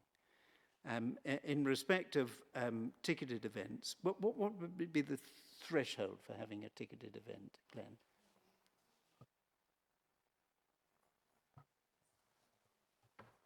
I suppose it depends really what event we're showing or holding. Sorry, it would depend on what event. Obviously, this is something I need to speak to Ahmed, you know, going forward about what sort of events we might be sort of showing. But that's something management will start discussing after this meeting. The only ticketed events we do is the New Year's Eve and Christmas Eve. So just New Year's Eve and Christmas Eve? Yeah. All right, okay. So just to clarify then, there'll be no ticketed events for any football matches, sporting events. It will just be for New Year's Eve and Christmas Eve. Not in the garden, no. Okay.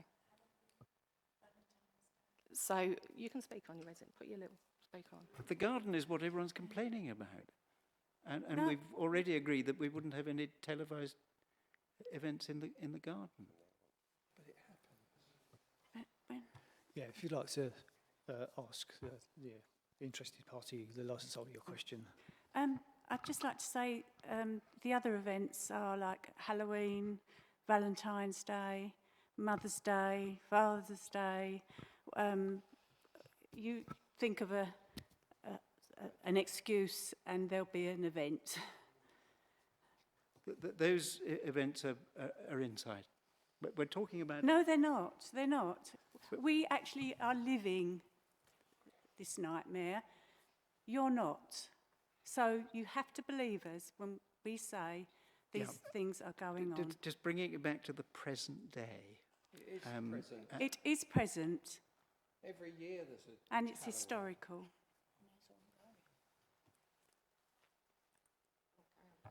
Bringing it back to the present day. We are in the present day. I'm so sorry. If we could just restrain from interruptions and allow the gentleman to answer your concerns. So the complaint is this. Well, you will just have any excuse to have a ticketed event. What we're volunteering is not to have a ticketed event where it would be televised in the garden. Would you have a ticketed event that would involve the garden? No. Oh, there we go. From now on.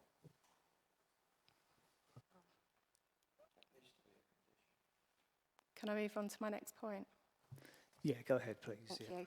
So just with regards to your trading hours, obviously you say your licence runs until 30 minutes past midnight, and obviously you would then look to clear everybody out of the pub. So with regards to the last sales of alcohol at 23:45, that gives them 45 minutes effectively to drink their last drink. However, your security would need to stay until 1:30 in the morning. So just looking at my calculations, if they're starting from, say, 7:30 in the evening to 1:30 in the morning, those guards would also need to have a break based on HR law. So then you're going to be down on your guarding over those periods. So it would be a 15-minute break they would need. So over a space of an hour, because there's 4 guards, you're running on an hour where you've only got 3 guards. So could there be a condition put in that actually it should be a minimum of 5 in order to cover those breaks? No, is the answer to that. We're offering a minimum of 4, but whatever HR and health and safety law is, we will not be operating them beyond that. But I'm afraid that this isn't a committee that should involve itself in determining how many hours somebody works.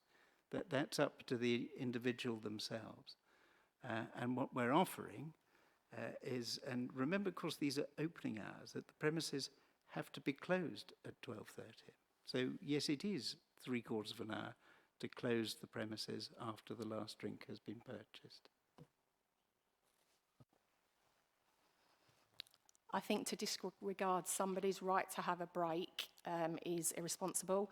And I do think that, you know, you are taking the safety away from the patrons in the pub if you've got people that are on breaks and you've not got the full security and cover. Where you state that you have to have certain people on doors, there's a person in the car park, that person needs to be the person that's escorting people to their cars. Because if you take the person off the door that's escorting the person to their car, your door's then not covered. So anyone that has been removed from the building can just walk back in because there's no one on You will that have door. legal advice on this one, but what you shouldn't be doing is imposing condition that attempts to replicate other legislation.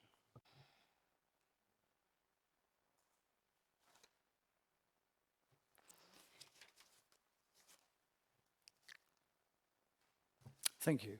Are there any other further questions? Yeah, from the I've just got another one. residents? So with regards to the doors being removed, when we were making complaints before this was all drawn the line in the sand, the noise abatement team, when we did make all the complaints, which I will address to the environmental health officer, when we did make that complaint, we was categorically told that those doors internally between the DJ and the outside doors where the tent is, that they should always remain closed. So again, those doors have been removed, and yes, it might take 2 months, but that feels quite excessive to get 2 doors added for hinges to be included. So we would like that to be done a little bit sooner rather than waiting 2 months. It's not just 2 doors. I've got 2 designs going on. Because they're going to be self-closers, I'm either going to be putting in 2 pocket doors that slide into a pocket formation. And to be honest, I'm not just going to put 2 basic doors on there. The pub is quite a classy pub, and I've either got bifolds going on or 2 pocket doors. You've got to give me a little bit of time because I've got 3 companies pricing 2 options. Once I get the best price and decide what option I'm going to take, they will be fitted, and I hope within 2 months, if not sooner. Thank you. Any further questions? Yeah, just one.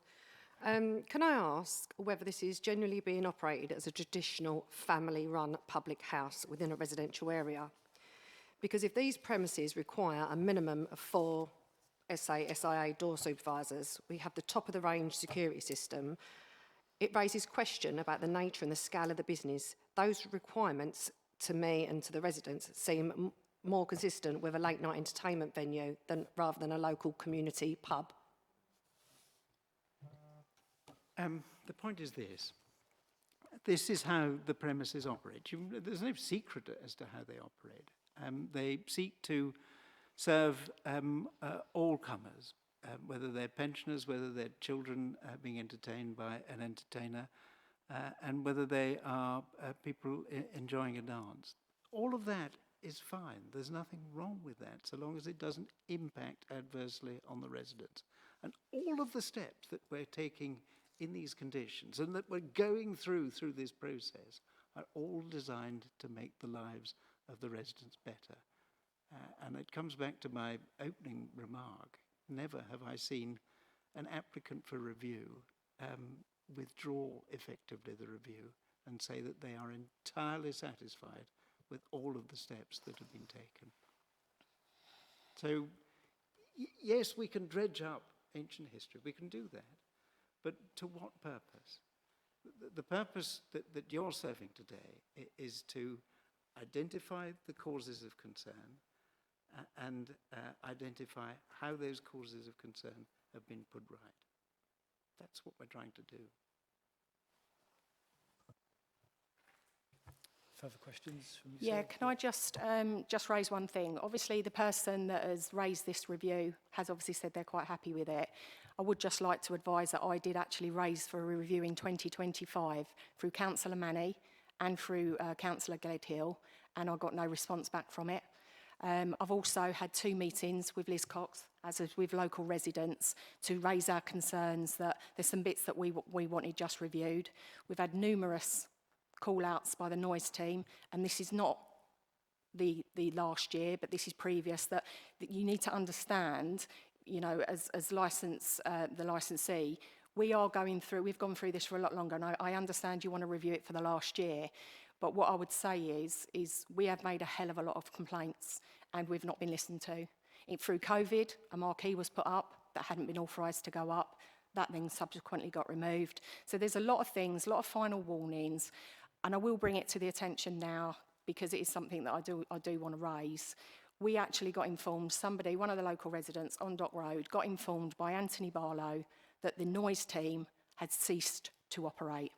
So all of us felt, what can we do? We can do nothing more. So we stopped. And what happened when we stopped? The final warning dropped off.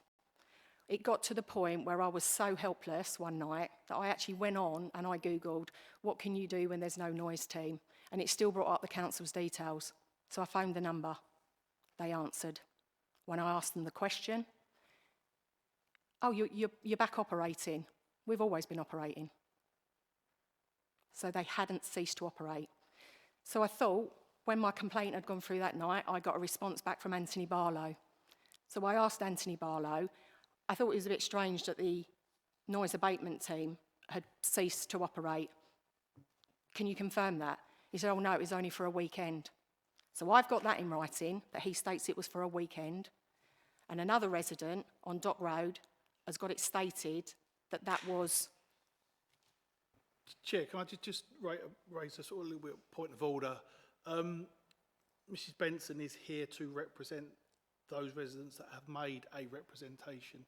Mrs Benson hasn't made a representation in her own right and really shouldn't be introducing her own evidence in relation This isn't my own evidence, this matter. is as a collective. So I think it's only fair that she represents the views of the representations and those people that she's been appointed to represent. As I say, she shouldn't really be introducing evidence of her own matter. This folder is our folder as a residential community of all of our evidence. So I am here representing the two people, Jim and Kate, for that purpose. And actually, can I just further make a point? I did actually contact Liz via licensing email and also via her personal address, and she has not responded to me.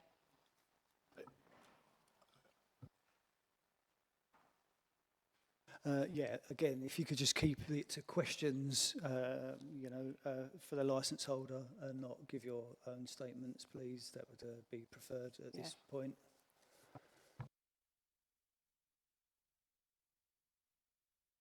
So, yeah, any further questions?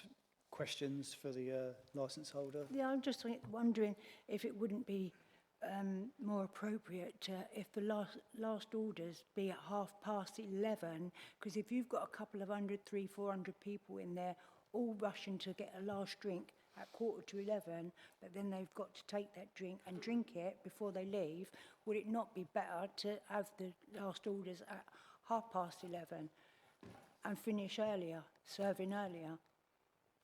That's my question. Thank you. Would you like to have any reply to that question? Glenn, can you help on this? Obviously, this is new, so it's something we'll have to discuss. But if it needs to be decided now, obviously, I need to discuss it with yourself and Ahmed. The point is this, that unless there's a good reason for imposing that as a condition, then when you've got all of the responsible authorities, the police, for example, who are your primary source of intelligence on crime and disorder, saying that we believe that these conditions are sufficient to address the review, that really should be an end to the matter.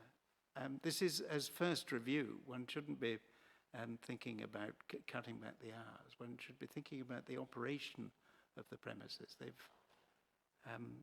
They've made astonishing inroads into addressing the concerns of the residents. And we hope that the package of conditions that we put in front of you, helpfully amended in the way that they have, really answers the questions that have been asked during the course of this hearing. Thank you. Any final questions? Can I just clarify, is it over 18s or is it over 25s that are allowed in? There is challenge 25.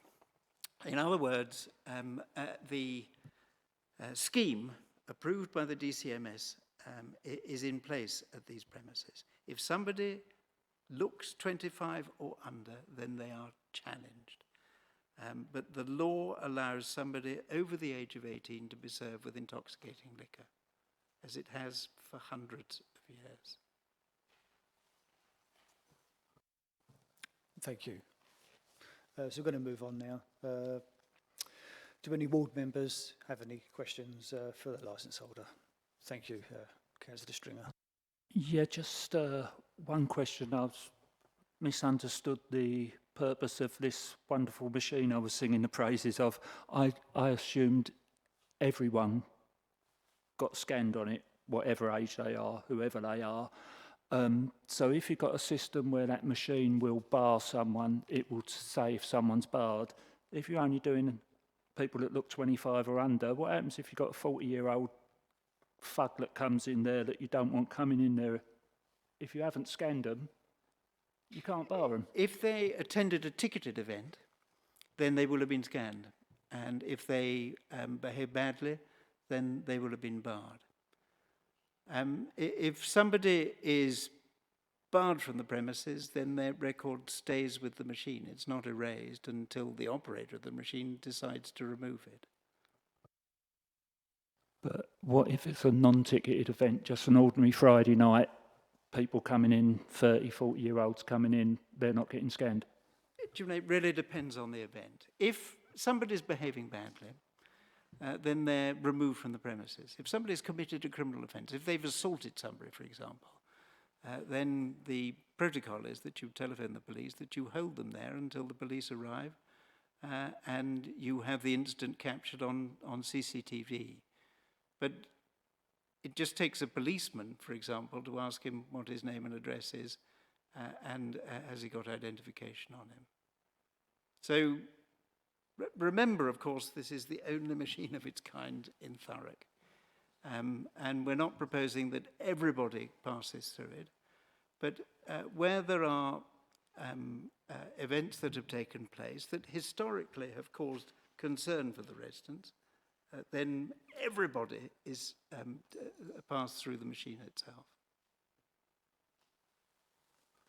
And there's just one more thing, a little bit disappointing that I found when you looked at moving the dance floor into the old restaurant bit. There was 2 sandbags that sat against the door because the pub floor's like a foot lower than the pavement, so you had sandbags there. When the sandbags were moved 2 or 3 weeks ago, one of them obviously split open. There's a pile of ballast on the floor on the pavement, and I just wondered if someone there had got a broom and could sweep it up because it's been there like 3 weeks. We'll do that. Thank you. Councillor Cherry.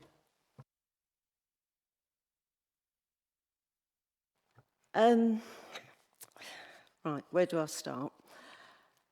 I think the licence holder said there was no evidence that there is underage drinking. Now, this isn't a court of law, so we didn't bring witnesses in to say firsthand. We collated a lot of evidence, if you like, from what people were saying. And it's this. They've said first. I'm going to interrupt here, and you'll take legal advice on it. I'm a bit concerned. If what is about to be introduced by way of evidence, when it should be a question, is I've been talking to somebody and they tell me that.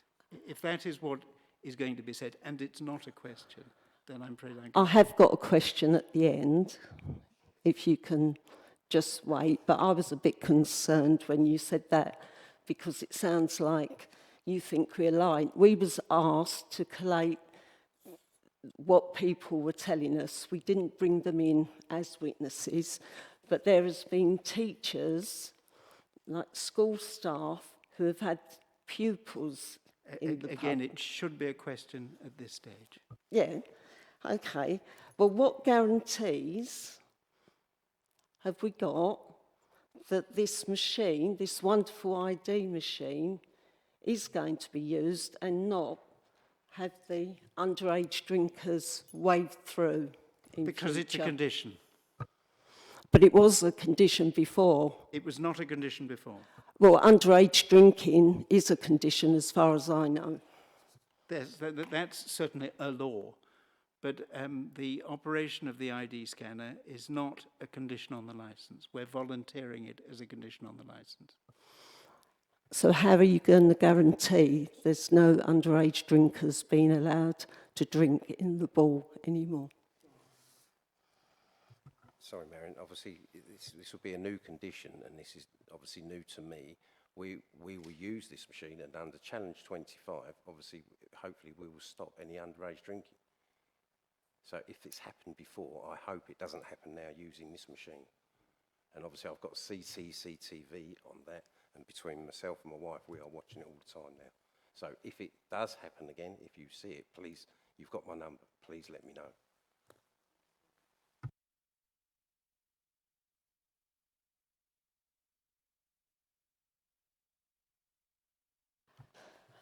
Do you know if the security staff are drug tested as a company? Sorry. Sorry, I know the license is being checked as activated license. Yeah, obviously we check their SIA. No, we haven't checked that. But to be honest, we're actually in the throes of changing security staff, and you'll see someone different soon. But that is an existing condition on the licence, that they have to be registered with the Securities Industry Authority, and that they have to display their badges and so on and so forth. Just one more. I just wondered if you could give an answer as to, there's 3 pubs and a working men's club, or that's the old-fashioned term for it, I know, but along the Dock Road, and the ball is the only one that needs security. I just wondered why you thought that was. It's mainly because obviously we've made the pub into a family pub, all ages. So you've got sort of maybe on a Saturday daytime, you've got old, you know, middle-aged people going in there. Yes, on the Friday and Saturday evening, you've got the younger crowd there. Because of obviously what's recently happened, recently it's been younger people there that we've had to get the security in to protect other people. The Traitors Gate used to have security. They used to have the security team I used to use. The ship, she has security sometimes, but she does it herself. She told me she does it herself, but they're not as busy as me. Obviously, our pub is a lot bigger. We've got a bigger garden, and I mainly bring security in to protect everyone.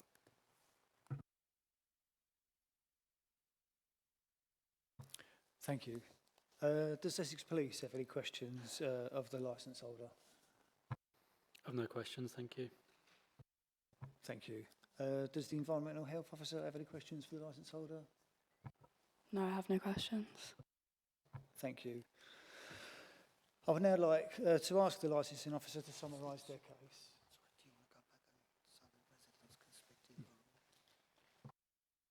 Sorry, we're just going to return back to the opportunity for the residents to speak, the environmental question that you had. There's a couple. First one is, how many refusals have been of the sale? How many refusals for the sales of alcohol have been actioned in the last year for intoxication? The Environmental Protection Team deals with noise complaints, so I would not know the answer to that question. Right, okay. So if it's just the noise complaints then, can you tell me how you record any complaints that you receive? We receive complaints either via the website, which are logged onto our system. Similarly, you can call through general inquiries, that will be logged by the call centre there, or you can call through out of hours as well, and that is logged by officers onto the same system. And then you collate a report to work out, because I'm going back to the point where you said there was only one call in the last year. Yeah. When I've got a text from Environmental that I raised a call in June last year, so that wasn't logged. June last year is over a year ago. You said there was only, no, you mentioned... I said from today, as in August, sorry. Yeah, you said in May, there was only one in May. Yeah, this May of 2026. Right, oh, okay. So in the last 12 months, I'm saying from last August to this August, well, this date, there's been one complaint. So let me check the date then of when Mr. You Barlow... said June last year, right? Yeah. I can literally, is it the 20... Oh, sorry. I don't know when that date was, Anthony Barlow. We have got a complaint in June last year, but I spoke only on the last 12 months, so there is a complaint in June last year. Obviously, you're not going to have any on the last 12 months, because we've got the email stated here from Anthony Barlow to say, unfortunately, with immediate effect, the out-of-hours noise service will no longer be operating. What date was this, sorry? I haven't got a date on it. I've just got I can get the email. I can get a copy of it. I believe I just had a look through old records. From what I can see, that I can't comment on what Anthony Barlow said previously. Obviously, I did not say that, and if it was off temporarily, that shouldn't have been said, but I don't know. That's why there's going to be... Yeah, I understand it's that. not going to be a busy... But from what I understand, I had a look back and then I could see... Sorry, if I could just interrupt, and can you please just have questions rather than it statements? It was a question. It was column from a question. The question was, how was it collated? Just if we could restrain it to questions, please. Thanks. From what I can see, that the issue about discrepancy of out-of-hours running was in 2024, from what I can see here. And a resident actually called myself when I was on out-of-hours, and I explained in that call that that wasn't the case. But that was at the back end of 2024, and I was just saying in my representation that in the past 12 months, we've only received one complaint, and that was via the website. As you said, you've raised a complaint in June last year. I just meant in the last 12 months, literally. I'm not denying that you made a complaint in June last year. Does that finalise your questions? Thank you. I would now like to ask the licensing officer to summarise their case.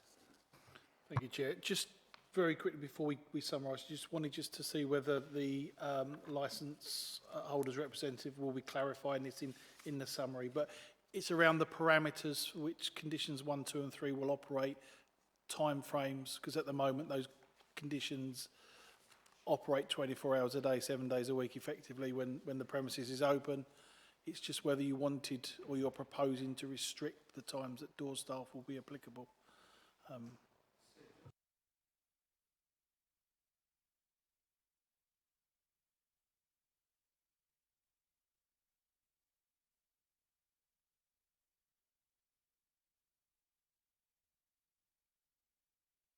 8 p.m. until 1 a.m.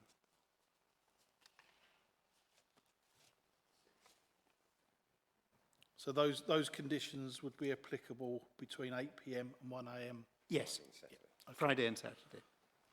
Just Fridays and Saturdays? Yes. Yeah. And if they are a ticketed event, would that also, other than a Friday and a Saturday? If it's a ticketed event, yes, other than a Friday and a Saturday. Sorry, if it's a ticketed event, depending on how many people, it would go from 4 to 6. Okay, so ticketed events any day of the week, Fridays and Saturdays, but the hours of operation to door staff would be 8 p.m. till 1 a.m.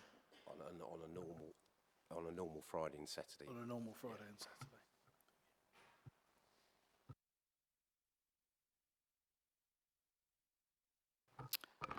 Thank you. The subcommittee tonight have heard a range of evidence, and both written and oral.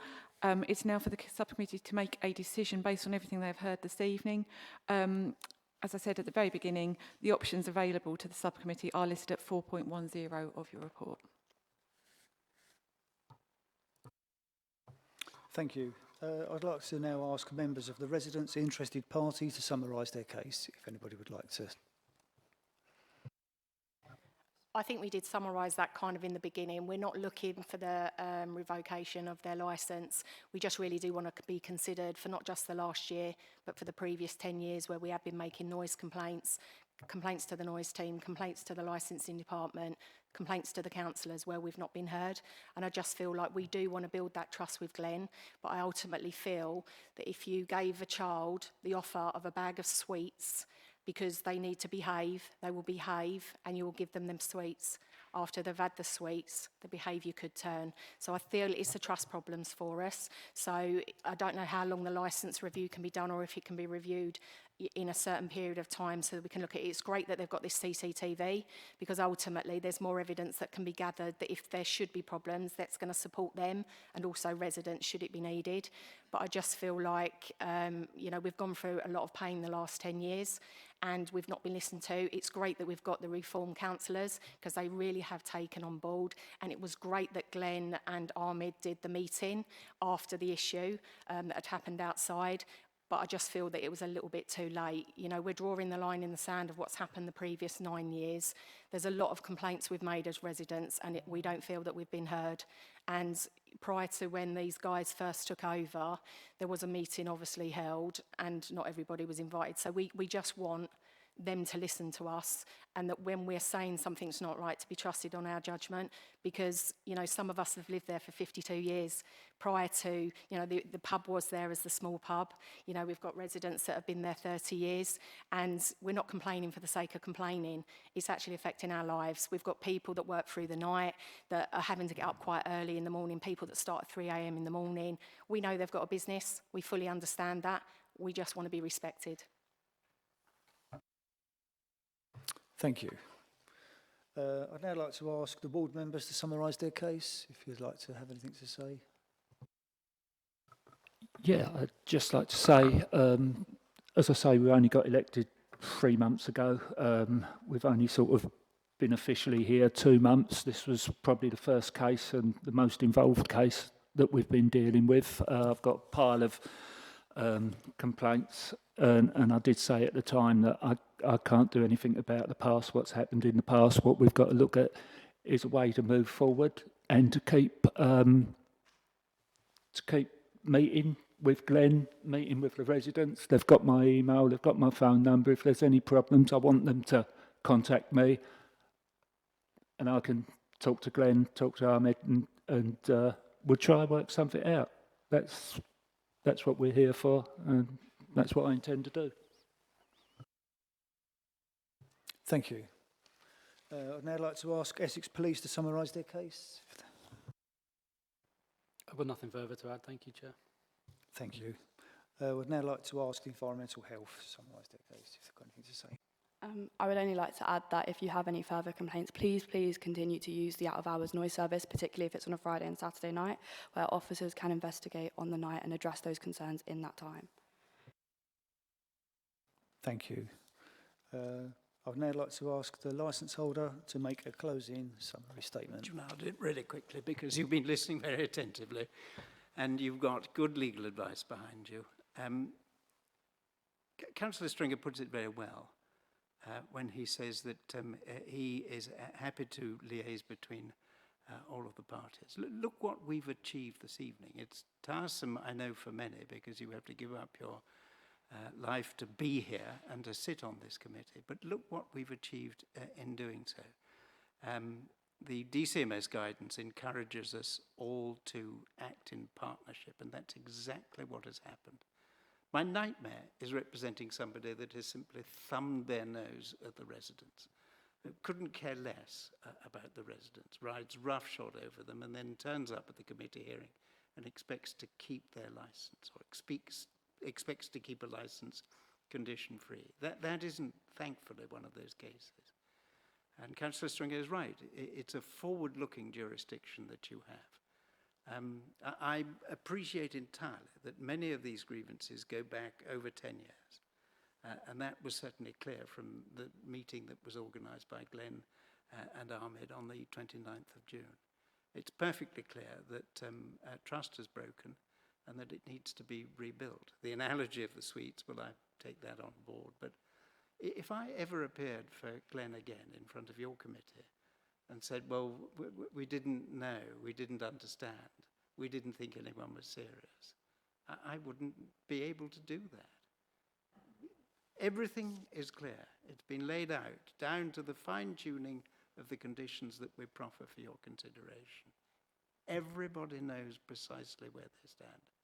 And if Glenn or Ahmed or Marissa decide to breach these conditions, or to turn the volume up, or to hang up the telephone for a resident that's complaining, then they only have themselves to blame. And if they came before your committee in future, and I sincerely hope that they do not, because nobody wants to repeat this process, if they come before your committee on a repeat of any of this, then you will have little hesitation, I suspect, in saying, do you know what, Mr. Mullett, we're going to take your licence away. Or do you know what, we're going to take your hours away. Please don't do that. When you've got the applicant for the review saying that they've done everything that they said they would do, take that, please, as an indication of what they intend to do in future.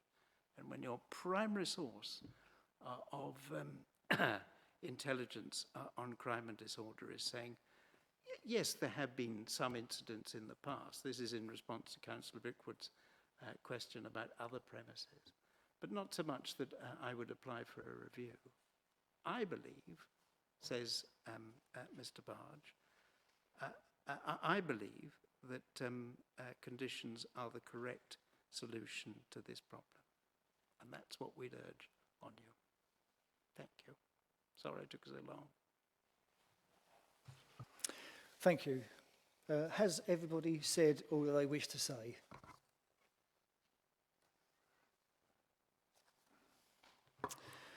The subcommittee will now retire to consider its decision and will be accompanied by the clerk, legal advisor and the subcommittee. Thank you.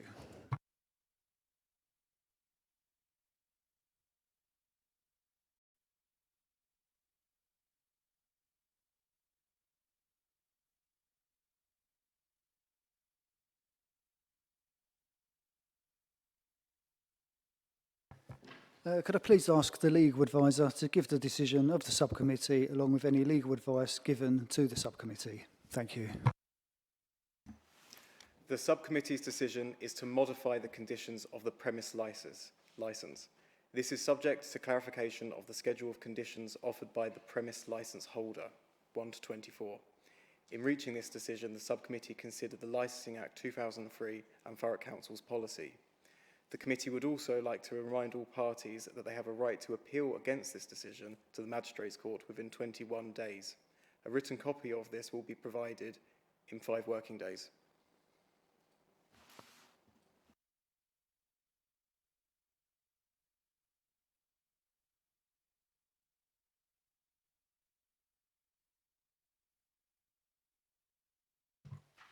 That concludes the hearing. Thank you.